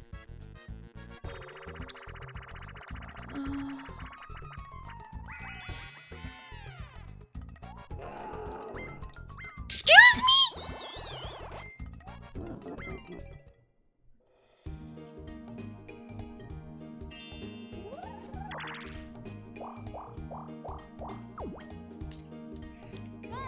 Can I, like, restart the turn? Oh, that was stupid. That was awful. Why'd I have to roll a 3? And now if it doesn't get changed back, I'm seeing Bowser and losing all of my money. Please help me. You're not gonna help me. I hate it here. I hate it here. I hate it here. But yeah, I'm still working on the 500 fanfiction goal. Still working on that. But again, it's not like a, oh my god, I can't think of anything. I'm stuck on a plot, so I'm just gonna scrap it. No, I have everything in my brain ready to write, but sometimes it's just hard to get it all on the paper and write it. So, I'm not gonna let you juke me this time. I say, I'm over here. What? What the fuck? What do you mean I missed? We're already coming back from... We're being mediocre right now. We are being incredibly mediocre right now. I am embarrassed. I'm so embarrassed right now. I mean, I'm losing all of my money anyway, so why does seeing Bowser matter right now? Why? Why couldn't I roll this last time so I could see Toad and actually buy a star? But no, every single time I come to the damn tower, I'm always losing all my money. What is the point of life? What is there to live for? I'm gonna throw things. I wanna throw things. Can I throw things?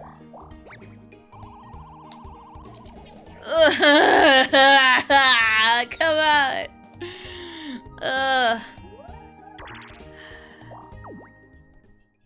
I hate it here. I hate my life. But yeah, I've got, you know, I've got plot points in my head, but it's one of those, like, I have, like, the outline, but then when you actually, like, sit down to, like, write the in-betweens and, like, the dialogue, you know, and make sure things flow smoothly, then sometimes it's like, I'm drawing a blank. How do I need these characters to interact? What do they need to say to each other to advance it to where I need it to go? You know, it's one of those things. So it's kind of where I'm at with it. So, hello, Sam. Hello. Welcome in. Hope you're having a good day. But yeah, that's kind of where I'm at with the fanfiction. And I know we hit the 500 goal. As soon as the story is ready to go, we'll set a date pretty quickly and get to read it. So, I'm excited. I'm excited. It might be, I don't know if it might be a touch shorter, because, like, the chapters themselves are kind of shorter than how I've usually been writing. But there's one chapter that was pretty long. One of the chapters was like 2,200 words, which is the most in the story so far. So, which is a pretty big chapter. But some of them are kind of shorter, but like I want to make sure there's progress in the plot in each chapter, because that's one thing I've heard for advice, like webtoon advice, but also I feel like just more story advice. You want some kind of movement forward in the plot in each chapter, because if you're just writing chapters just to write chapters, you're not really gonna like make any progress. You're just gonna, it's a stagnant story.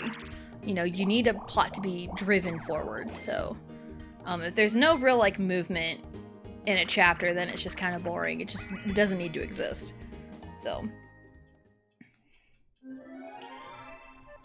yeah, classic Mario Party. I just wanted to do this one because I could. And I feel like the Pro Controller does not like it when I rotate.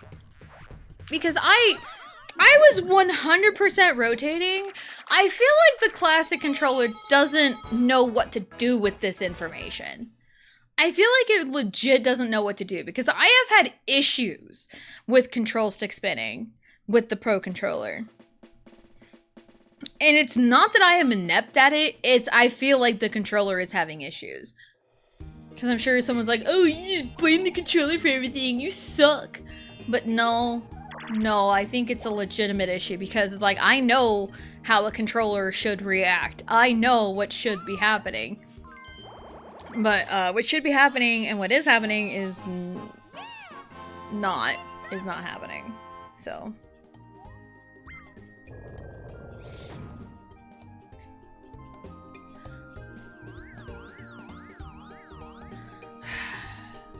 Man, I've had bad luck. It's fine. It's fine.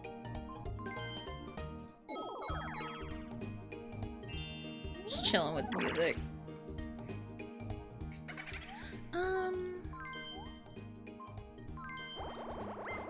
Let's see. I'm trying to think of things we could talk about. I kind of talked about it,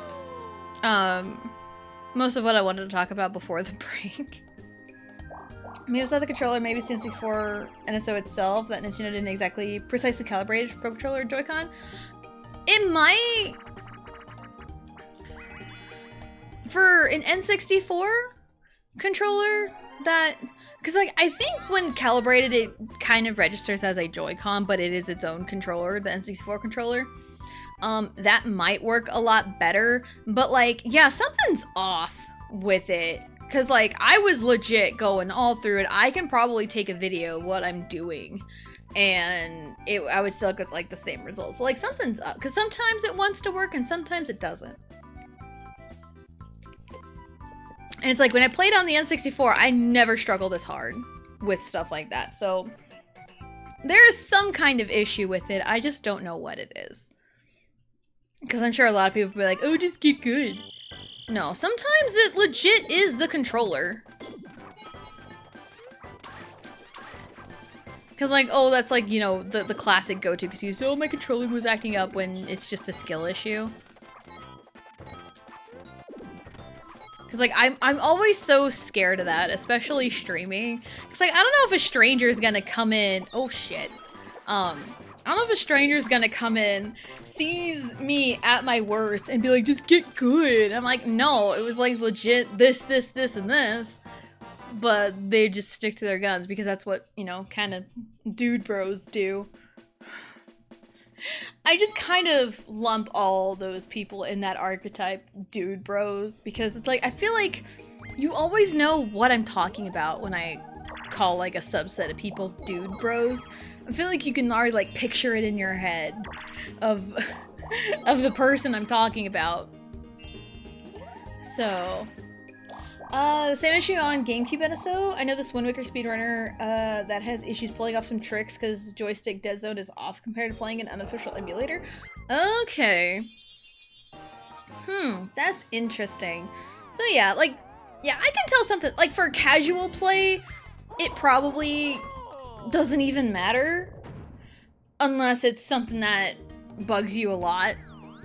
Something super noticeable that bugs you a lot. Like, the whole control stick spinning, it's like, it's whatever. It kind of sucks in the moment because it's like I'm actively, you know, doing everything the game is telling me to do. I'm inputting the controls perfectly, but then it's just not registering what I'm inputting. But it's like, I just play this for fun. I'm not like a speedrunner. A Mario Party speedrunner. I'm not a professional. I just play for funsies. I play for my own personal pride. So it doesn't really matter to me on the grand scheme, in the big screen, in the grand scheme of things. But like as a speedrunner who knows like the ins and outs of like literally everything they do, I can understand how that can get a little irritating if it's just like slightly off. No! Oh, come on.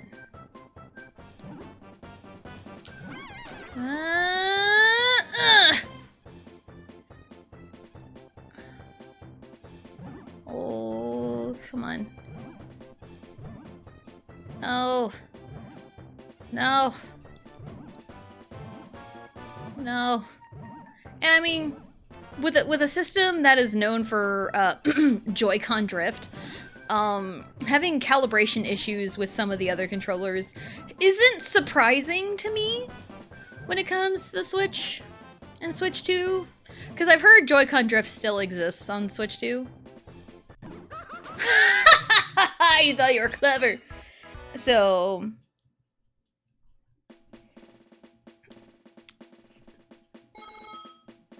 yeah, I know they've had issues with, like, you know, the Joy-Con drift. I don't think I've ever really experienced Joy-Con drift, but it does exist. I'm not saying it doesn't exist, even though I haven't experienced it, but I will say, like, yeah, with a system with issues of control stick drifting, I'm not surprised that there's, like, other issues with the other controllers. But there are, you know, Nintendo knows 80% of their players won't care too much about it. Yeah, because, like, I think people don't realize, and this is, like, with literally anything, majority of fan bases don't care. It's always a vocal minority that you see these issues with. So it's the people that always take to the internet to complain about something. It's like, you know what? Yeah, it is an issue. And unless like a mass amount of people, you know, are experiencing it, nothing will get done.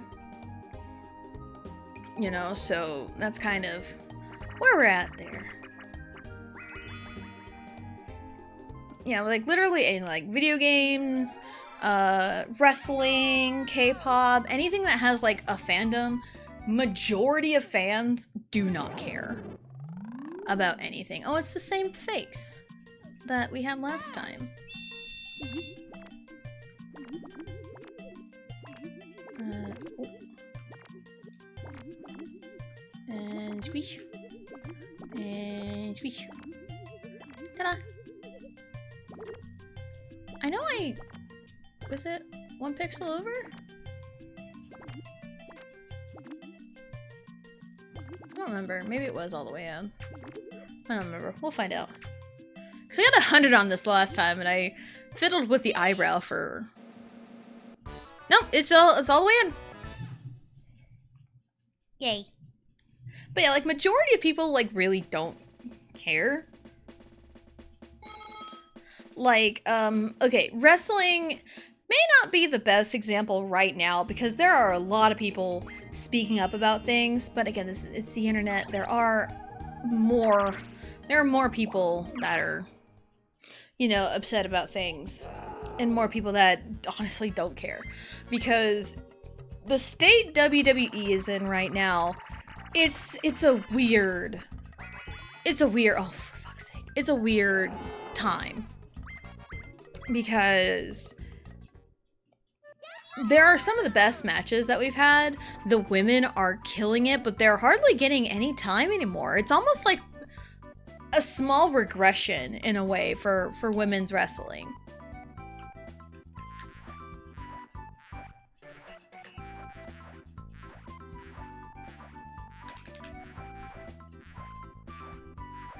Yeah, it's going. And you know, with like the TKO buyout, everything just feels so money hungry. And ripping the curtain, or like, you know, ripping out the tablecloth underneath us and making us all fall over. They're expediting the ESPN deal. It wasn't supposed to be a thing until next year. Like 2026. I heard like WrestleMania next year. But now we have a WrestlePalooza in Indianapolis next month, like September 20th. And it's on ESPN. And if you have ESPN with your cable packages, or however you stream, you know, TV, you're good. We don't have that. And I don't want to shell out $30 a month. Excuse me. Yeah, I don't want to shell out $30 a month just to pay for wrestling. And like the transition.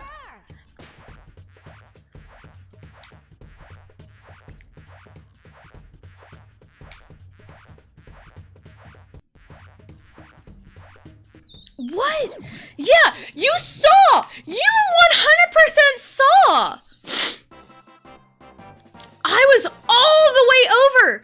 I didn't change anything! And all of a sudden, nothing. All of a sudden, nothing. That is so stupid. Like, all I changed, I shifted my hand a little bit. That's all I changed. That is legit all I changed. I shifted my hand a tiny bit.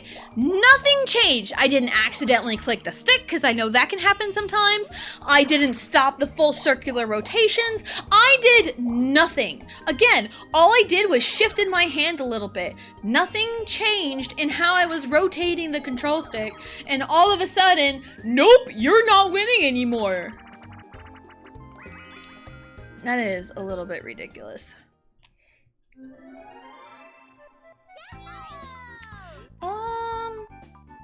The only thing that maybe a lot of Nintendo players cared about is input delay, because N64 had it, GameCube NSO has it, but it won't affect casuals, just speedrunners. Yeah. Again, speedrunners are the subset that they kind of have to pay a lot of attention to detail with things that you wouldn't really think about.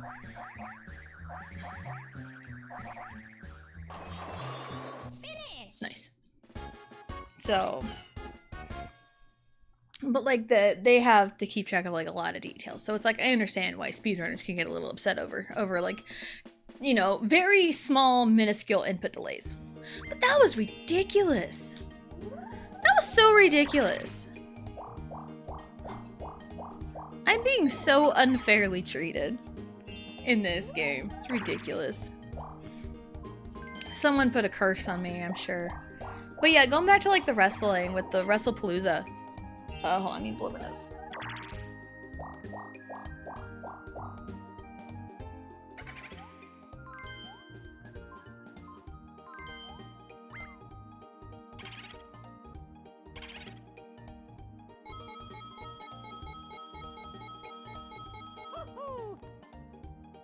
Sorry about that. Yeah, WrestlePalooza in Indianapolis on September 20th on ESPN. A lot of people were not very happy at the initial announcement, and it's one of those, if you already have ESPN, already have access to ESPN, you have nothing to worry about. But for those who don't have it, it's a big price upgrade. It is a big price upgrade. Because we pay for Peacock and we have the premium. So we don't get any ads when we watch anything on Peacock.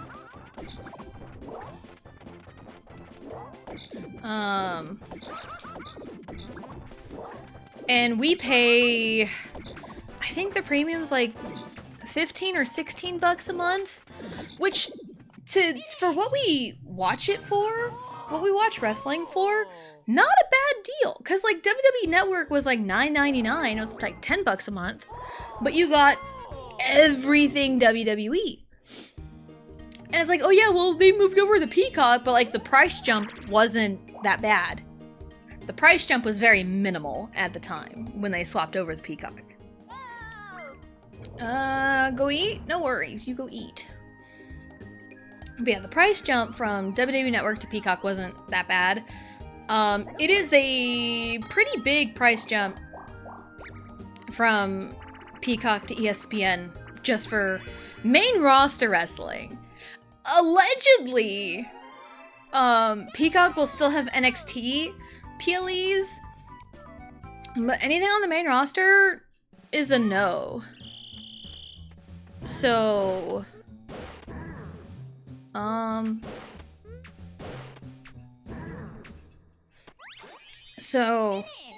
I'm losing my train of thought here. Yeah, anything on the main roster is just ESPN, and it's like, again, like, it makes sense business-wise, it makes sense, but like, in the grand scheme of things, it does not. And WWE is 100% targeting the rich casuals.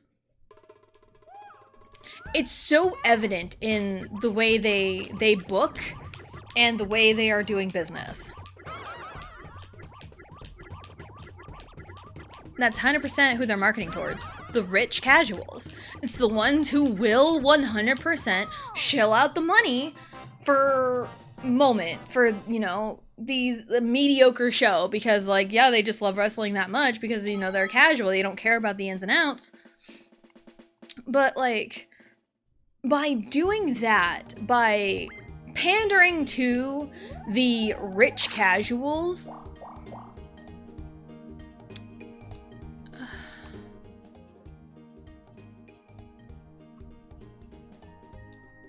I'm not gonna risk it, at least over there, to get another roll.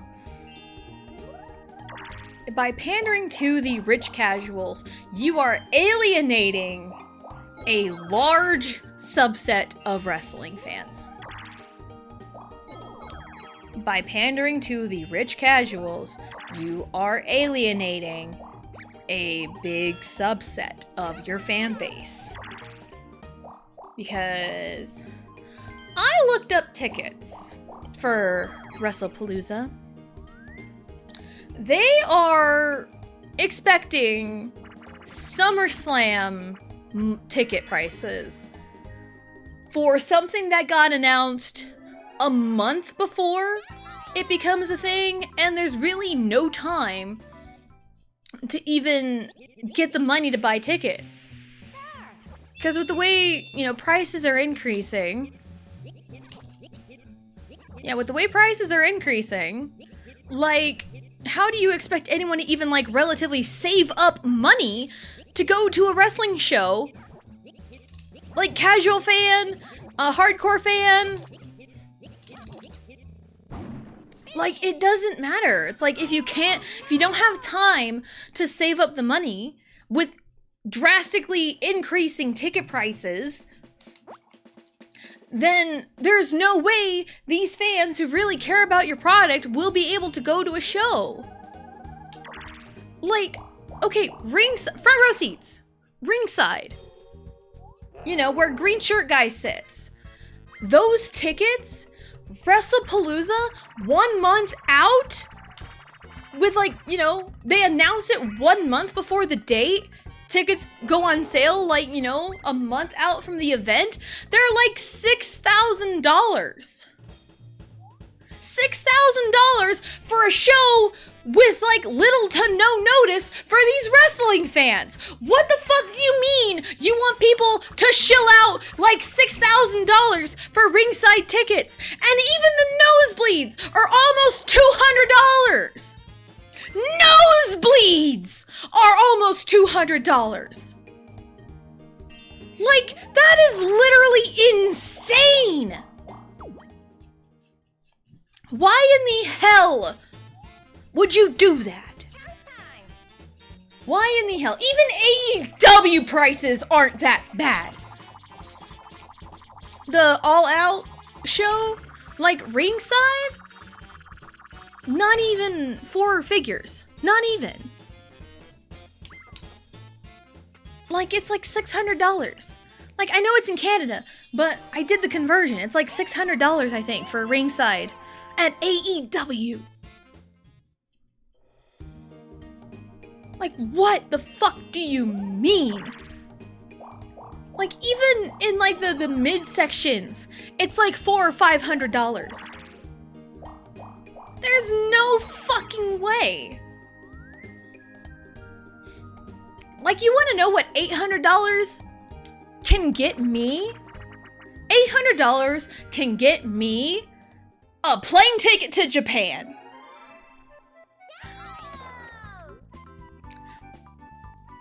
And that's something much more worthwhile. You want to know what I can pay $6,000 for? A trip to Japan, a trip to South Korea, a vacation. Not on a single ticket to a wrestling show in Indianapolis. Now, mind you, the market around Indianapolis is there only because of Pat McAfee. Pat McAfee's a big name. That's all they've got.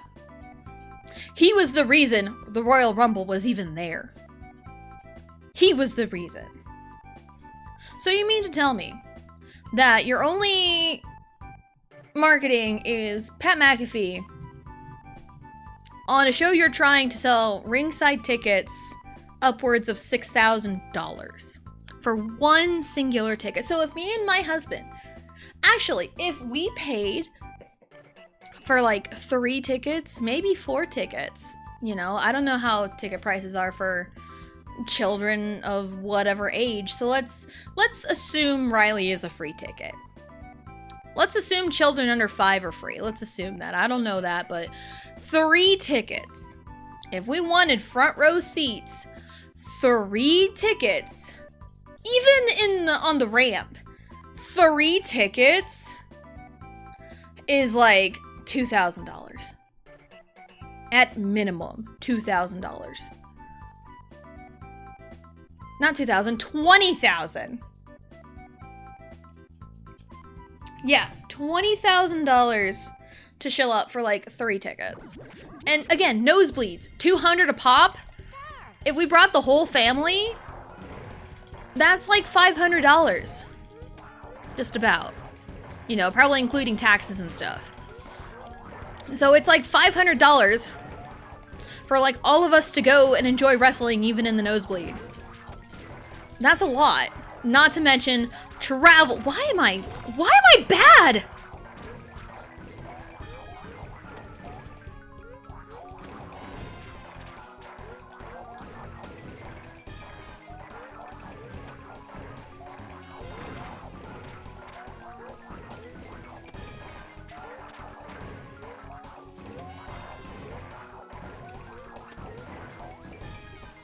Sorry, had to lock in. Welcome back, dear. Yeah, sorry, I had to lock in. I'm like, why am I bad? It's time to lock in. So yeah, nosebleeds are like damn near $200. Actually, you know what? I am going to look it up. Just to give you numbers. Okay. WrestlePalooza tickets. I love how Google says, you visit often, even though I visited like maybe 3 times. Who's up there? I hate my life. Alright, WrestlePalooza tickets. Zoom in.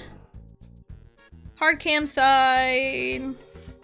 Or the side facing the camera, so where green shirt guy would be. Every wrestling fan knows green shirt guy.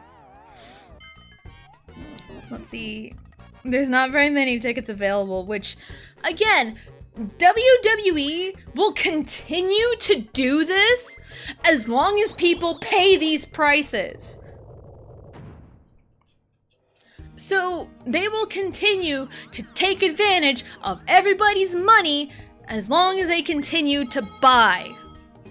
So if we really, as fans, if we really want to make a difference, if we really want things to change, we need to talk with our wallets.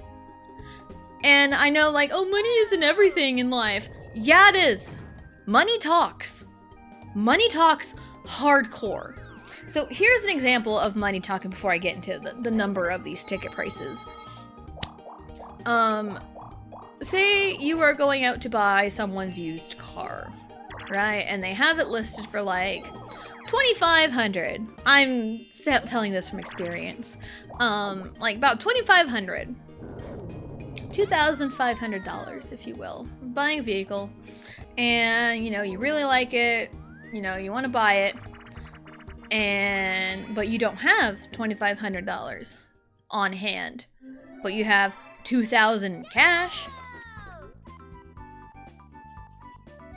and you tell, you know, the person selling it, I have $2,000 cash. Will this work?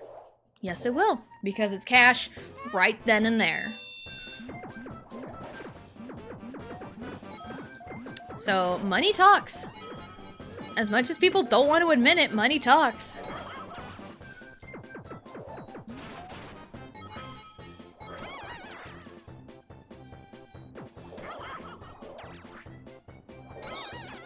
Alright.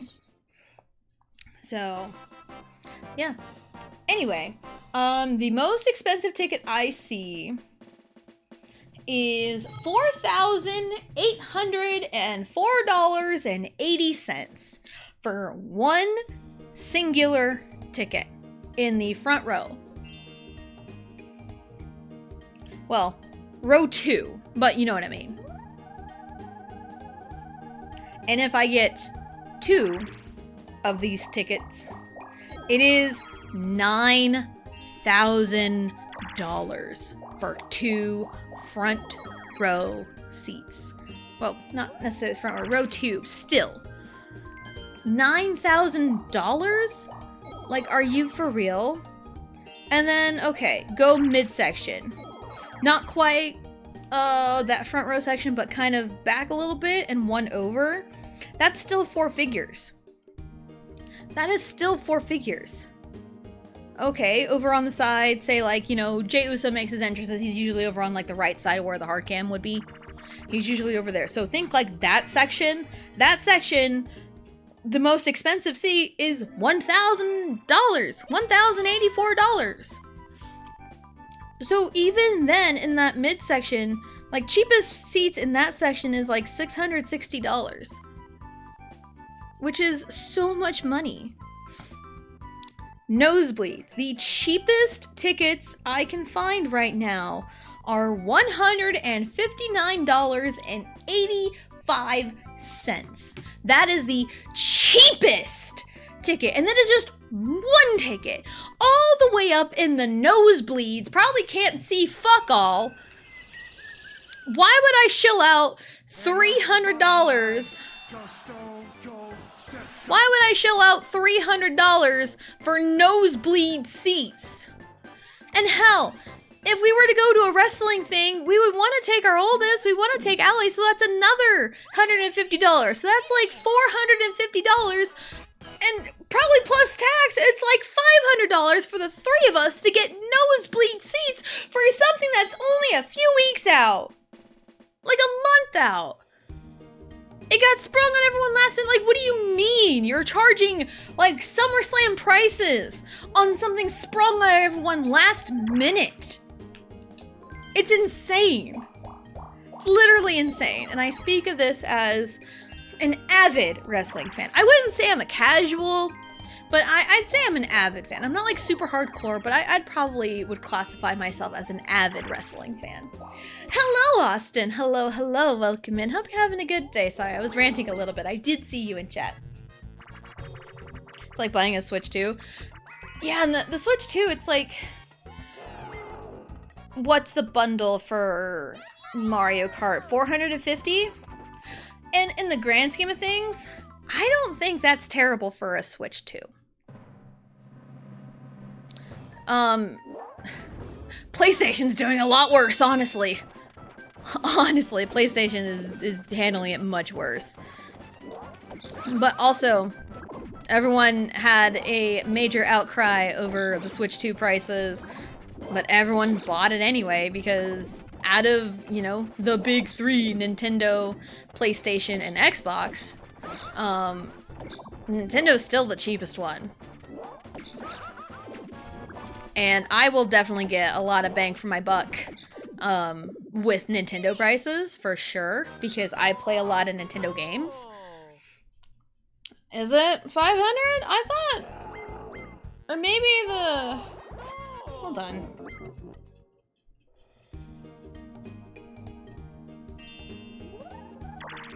Okay, yeah, I guess it is $500. Still, I would rather pay $500 for a Switch 2 than like $700 or $800 for a PS5 Pro. And I have a PS5, so I don't have to worry about that. Okay, with no game is $450. Okay, and even then, I don't really think that's bad. I don't think it's bad. Like, I think the bundle is worth it, considering they're, you know, pricing Mario Kart at $80.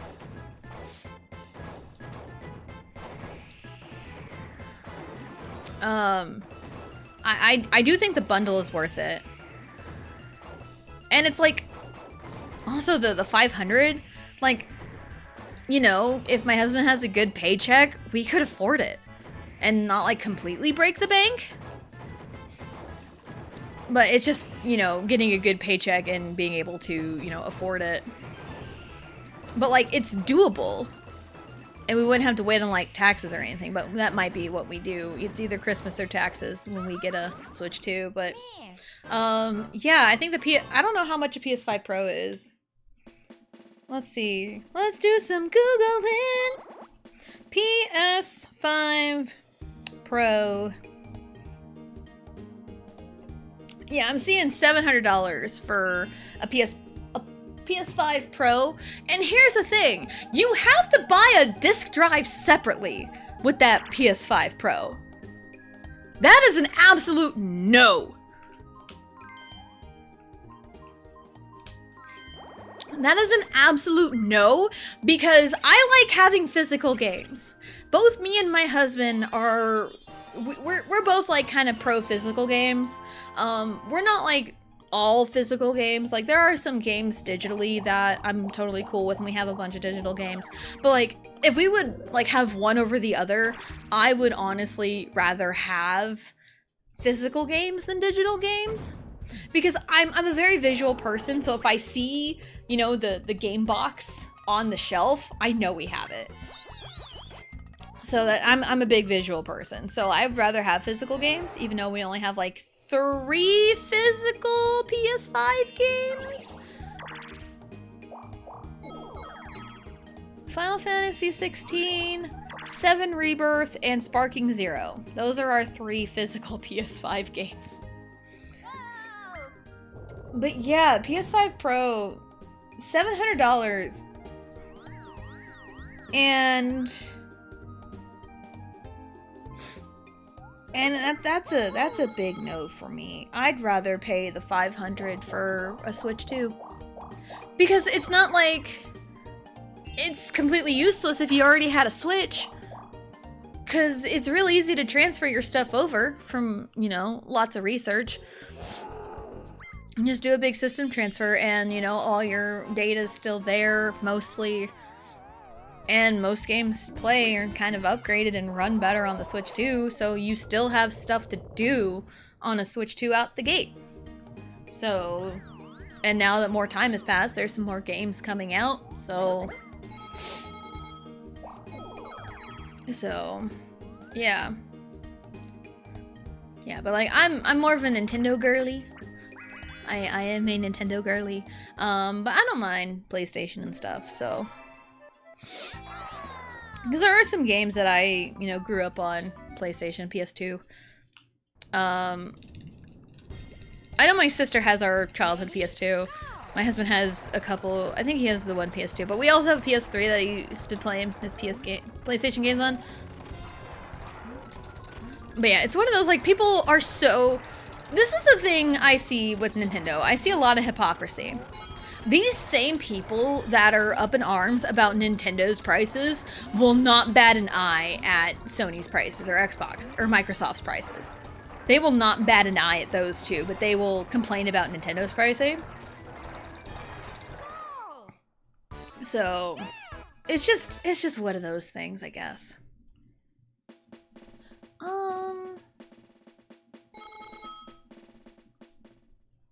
Xbox is downhill. Yeah, I hardly ever hear anything. I don't have an Xbox. I don't have any of the consoles.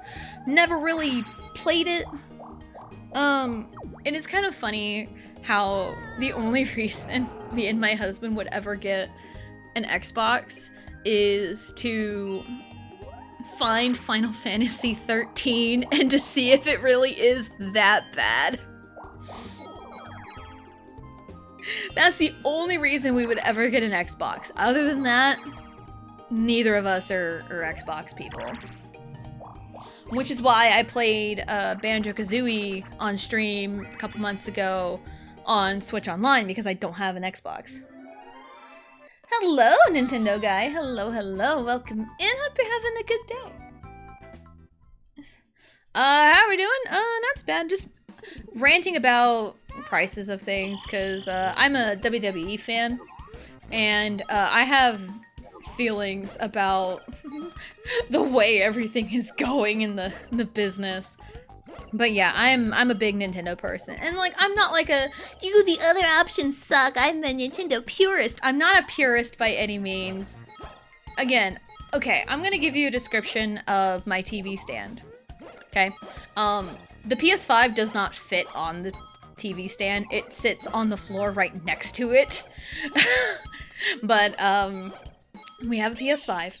On the bottom shelf, we have like an original model PS3 that has backwards compatibility with PS2.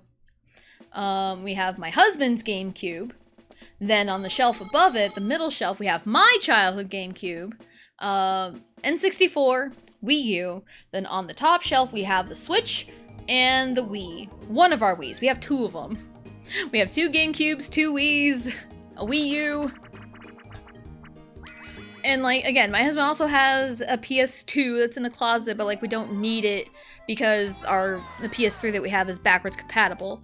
Because he went through, you know, great lengths to get all the stuff needed for like the memory cards to read off the PS2, so he has all his data. So yeah, we went through a lot of trouble to get all that working. So, but like I'm a big Nintendo girly. I played a lot of Nintendo, played a lot of Mario Party. My favorite game of all time is Paper Mario Thousand Year Door. I do like Zelda. My husband's a big Zelda guy. But like none of us really gravitated towards Xbox, and like I have no qualms about Xbox or anything. I'm just not my preferred. But again, just because I like something doesn't mean I'm going to hate the other things, because that's always a problem in like social media spaces. I'm gonna test my luck. And it's a bad idea, but I'm gonna test my luck. Yep, saw that coming.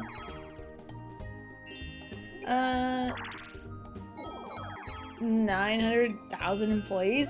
Was there really that many? I know there's been a lot of like layoffs.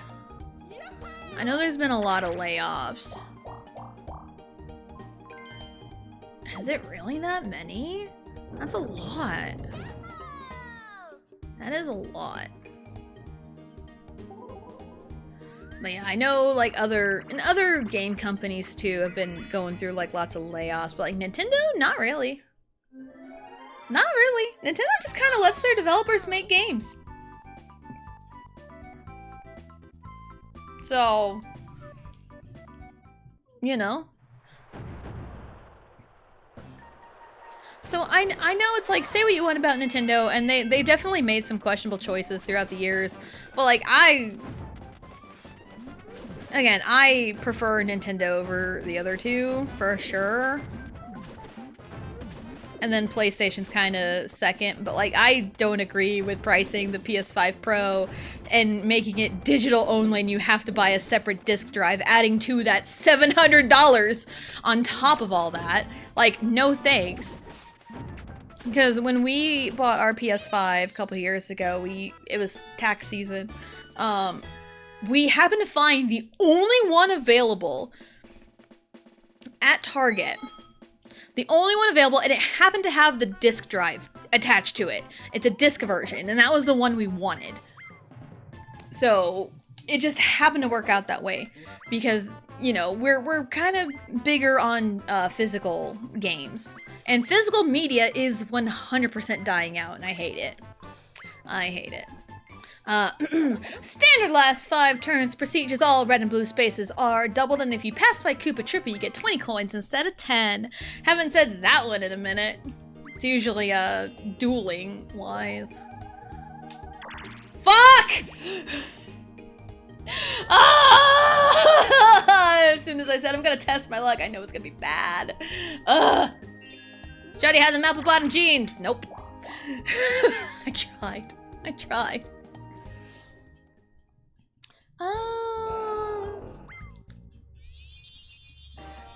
These days, kids today have it easy. Back in the day, these kids don't know the struggles we had with gaming back in the 1900s, the early 2000s. Never had online play Wi-Fi. Yep, I remember when it was like first a thing on Nintendo Wii. I remember it was a pain in the butt and super laggy to even play online matches in Smash Bros. Brawl. I remember playing a handful of matches in Brawl online. Yeah, that was a ride. But yeah, back in our day, we had what was called couch co-op.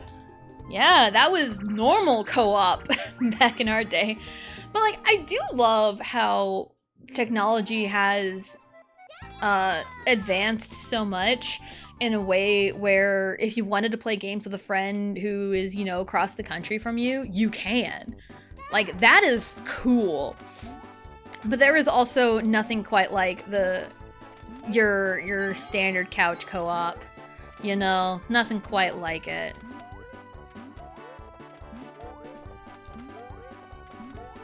Whee! Finish! But yeah, like, say I wanted to play, you know, a game with, you know, one of my best friends. You know, we just fire it up and connect online, and then boom, there we go. We're together. And we can just talk over Discord. Like, that is really cool. You know what's not? Oh! Okay, cool. You know, believe it or not, what turn are we at? 47. 47 out of 50. Believe it or not, this is the first time I am seeing Toad. This is the first time I am legitimately buying a star. This is insane. This is so funny to me. Every single time I showed up to the end, it's been Bowser. And I've lost all my money. Oh, that is so funny. That is so funny. Welcome back, DA. But yeah, it is really cool how technology is like so awesome that, you know, we can play with friends who don't live quite around us, you know, who don't live near us, that we can't, you know, go over to each other's houses and play. But it's also a whole different kind of fun when you're right there in the room with them, you know? So there's pros and cons to a lot of it. Like, I'm not the kind of person who swears by the old days because, yeah, I'm nostalgic for the oldies, you know? I'm nostalgic for the 90s, the early 2000s, because, you know, that was my childhood. But, like, I'm also accepting of some newer things, you know? Like playing games online with friends, you know? I wouldn't play with randos online. I have before with Mario Party Superstars, but that's, you know, a whole different thing. But, like, you know, again, there's nothing quite like, you know, being in the same room with each other and playing a game together. You know, because I know Portal 2 with Blue was really, really fun, even though my laptop couldn't quite keep up. Because, yeah, I'm trying to save money to at least buy a new laptop. So that way I can expand my options, broaden my horizons in terms of, like, stream stuff. Because my laptop is just limping. It's so bad. It's so bad. But yeah, it can't handle playing a PC game and streaming at the same time. It cannot handle it both together. Because if I play a PC game normally, no stream, on my own time, works great. But if I try to stream at the same time, everything breaks. So, everything breaks. So and the whole thing was like 3 frames per sometimes was how my game ran playing Portal. So, but for like silly little browser games, that's not a big deal because we did play a lot of Gartic Phone on my birthday a month ago. That was really fun. I enjoyed Gartic Phone. It was really funny. Portal flashbacks, yeah. Green team, yes, we have the green team here. I'd say the green team's been doing pretty good. Maybe, I don't know. We've had green team moments. I haven't really acknowledged the green team today, but we've definitely paired up quite a bit today. And I love that. I love the green team.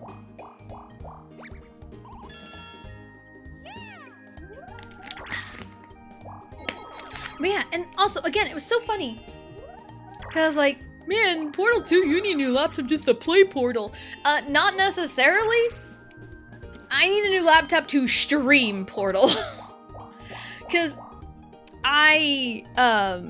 because after the last Portal 2 stream I did with Blue, like, right after, I, took down all my stream stuff.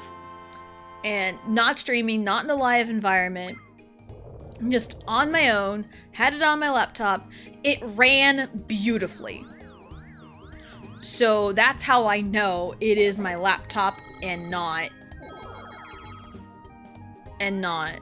it's not my laptop. That's how I know it's not my laptop.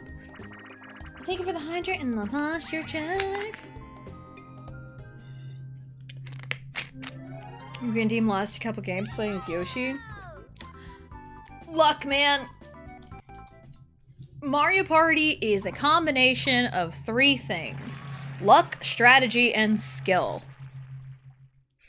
I've always said that throughout my whole life playing Mario Party, so... And 2 out of the 3 things are in your control.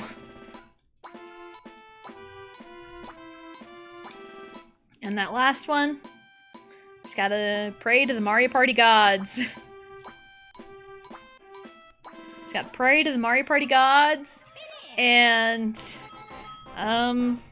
hope they work in your favor. Getting robbed is one of them? No. Luck, strategy, and skill. Those 3 things. Only those 3 things.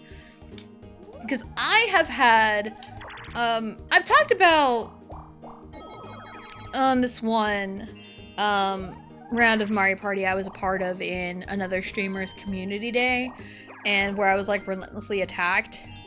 That was one, my luck was so bad.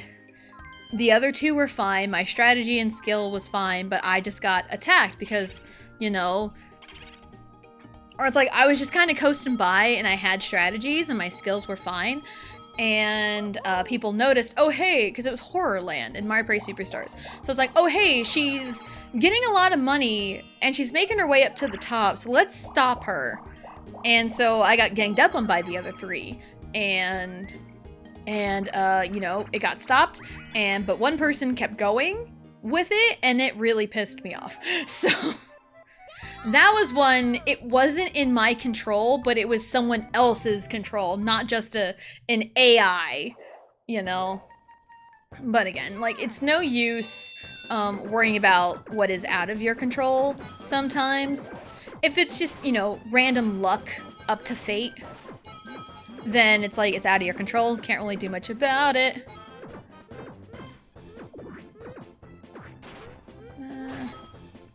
Ow. I got squeezed. But yeah, the 3 core components for Mario Party are luck, strategy, and skill. Luck, obviously, there's a lot of luck in Mario Party.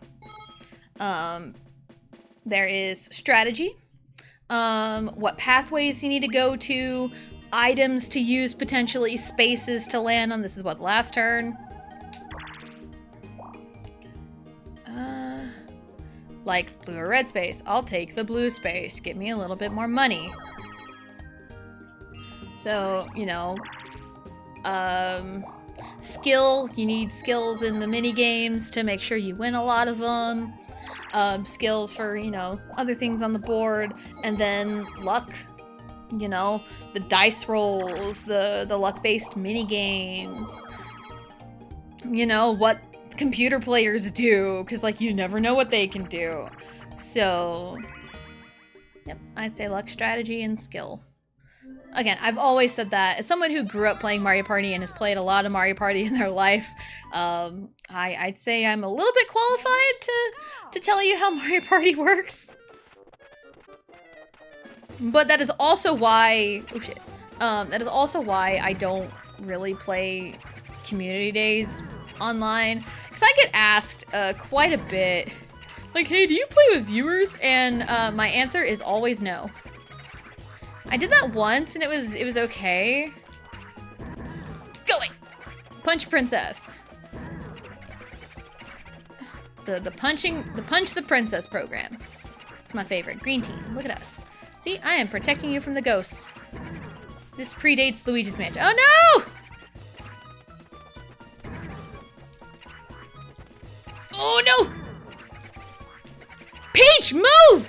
What are you doing, Peach? Peach, move! Thank you! Oh my god, that was terrifying.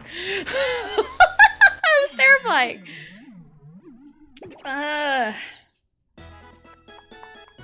Dun-dun-dun-dun-dun-dun. Yeah. Yeah, you know, I don't play online with people. Like, a lot of people ask me all the time, like, do you play with viewers? Like, no. I have my own experiences with playing in other people's community days. I have, you know, a lawnmower man outside. I've had good and bad experiences with other streamers' community days that I used to be a part of. And some of them, like the one I mentioned with getting attacked relentlessly, kind of soured my experiences. And I am very protective over my self-worth when it comes to playing Mario Party. So I don't want people to just come in thinking they're hot shit and just, you know, playing and complaining a lot when something very minuscule happens. Like, oh, you landed on a red space. Big whoop, you know, the world's not against you, you know? Like, I see people like that, and I also see people who try to cheat. I see people who are assholes and attacked me in someone's chat that I never got protected. It's Mario! Oh, it brings me great joy to see Mario lose in his own Rainbow Castle. It brings me great joy. It brings me great joy.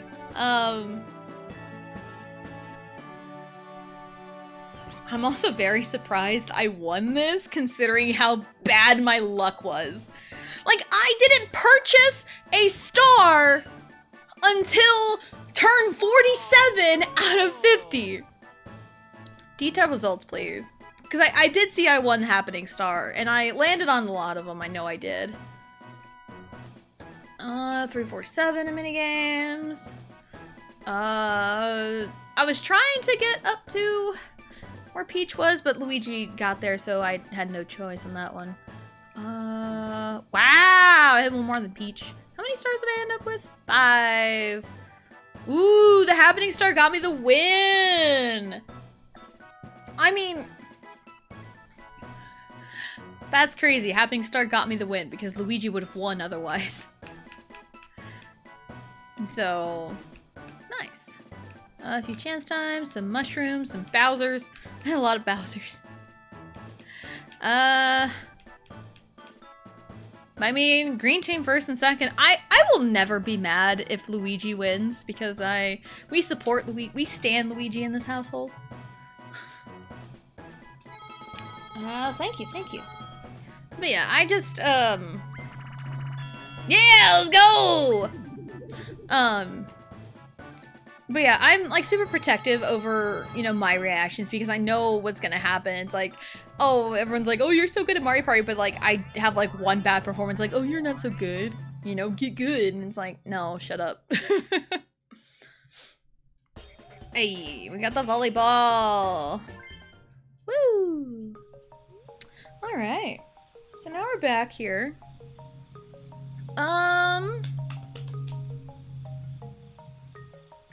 Just dance into the music. I love Mario Party 1. Very nostalgic for me because I grew up playing it. So yeah, I've had bad experiences in other people's community days and how people in chat were treating me. There was one time, it was the same game that I got relentlessly targeted and it went too far.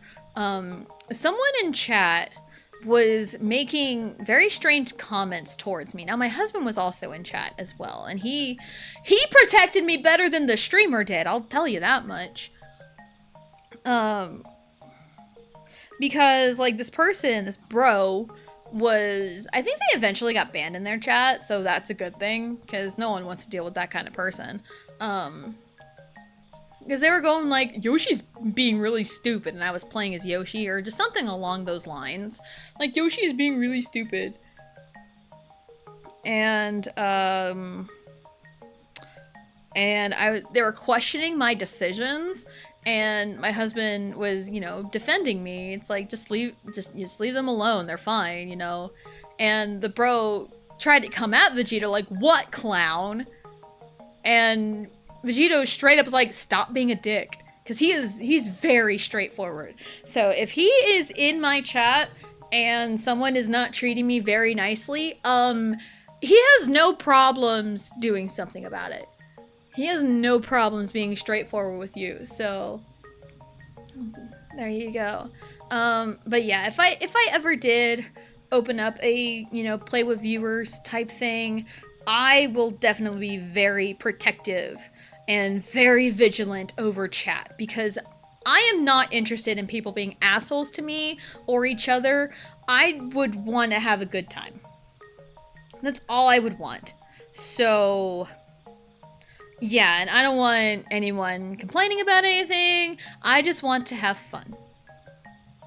You know, that's all I would want. And also, it's a big reason why I don't play with viewers, because people can be no fun about it. Because I've had several people just come in hot in my chats like, do you play with viewers? And they're just assholes when I reject them. Because there was one guy that, I was playing Jamboree, and one guy was like, do you play with viewers? And like, within the, like, as soon as like that time limit ran out of like spamming messages, they immediately said it again. And I said no, and they said bullshit. I'm like, nope, you're banned. So, hashtag Sylvia.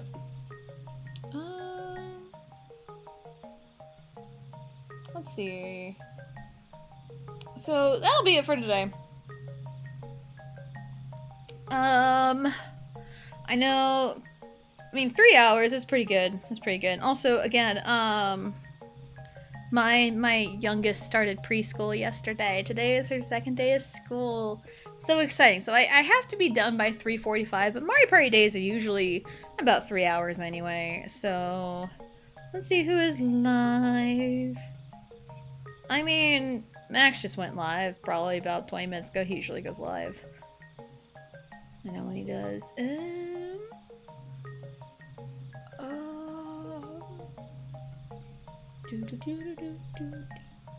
Oh, there's also some people I haven't raided in a hot minute either.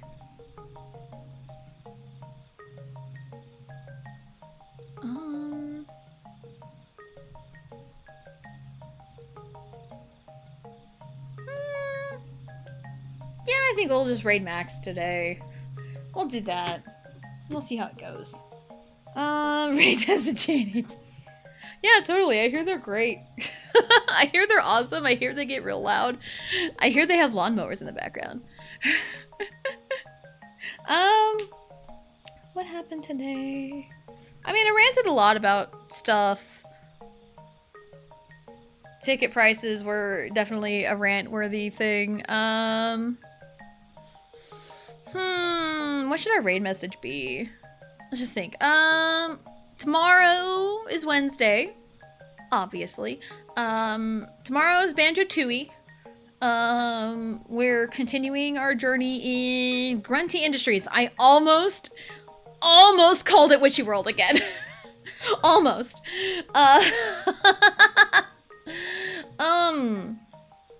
Grunty Industries, we're continuing our trek there. And Thursday, I might just do a whole run through of Mario Party 1. That sounds kind of nice, because I haven't really done that in a while. And I ran through Mario Party 2 a bit ago, so, yeah, we'll probably just do a run through of Mario Party 1. That sounds fun. So yeah, we'll probably just continue with Mario Party 1 on Thursday. Do some other board, probably a DK or I don't know. We'll figure it out. Maybe we'll get to see DK in action, because DK has been banned in 2 and 3. Not in 1, though, so... maybe we'll get to see DK again. Friday is Banjo-Tooie. Friday should start right at noon, instead of like 12:20 or 12:30, because Riley does not have preschool on Fridays. So she will be here on Friday. So, there we go. Trying to think of what happened today. Mario fell off the rainbow.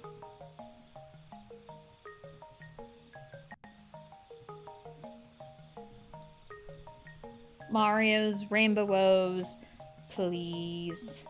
There we go. That'll be our raid message, because Mario fell off the rainbow again. Haha. Alright. Mario's Rainbow. I can type.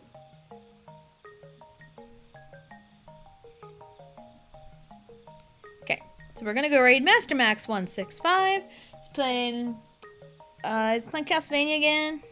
Yeah, he's been playing a lot of Castlevania, which, again, you know, people that play a lot of the game, you know, it's fine. That's fine. I like Max's content. He's real cool. I'm gonna snooze the ads because we're about done anyway. So yeah, if you are subbed to me, you can use my emotes. If you are not subbed, you can use whatever emotes you want for the raid message. Tomorrow, Banjo-Tooie, Mario Party 1 continues, and then Friday's Banjo-Tooie, Monday, Xenoblade. Also, Monday is Labor Day. I just realized, so we'll probably start at 1 p.m. on Monday. I might actually beat the game because there's no school Monday. So, Lawnmower, great, perfect timing. That'll be it. Mondays are Xenoblade Chronicles X, Tuesdays and Thursdays are Mario Party, and Wednesdays and Fridays are Banjo-Tooie. So thank you everyone for coming out and hanging out, and we will see you next time.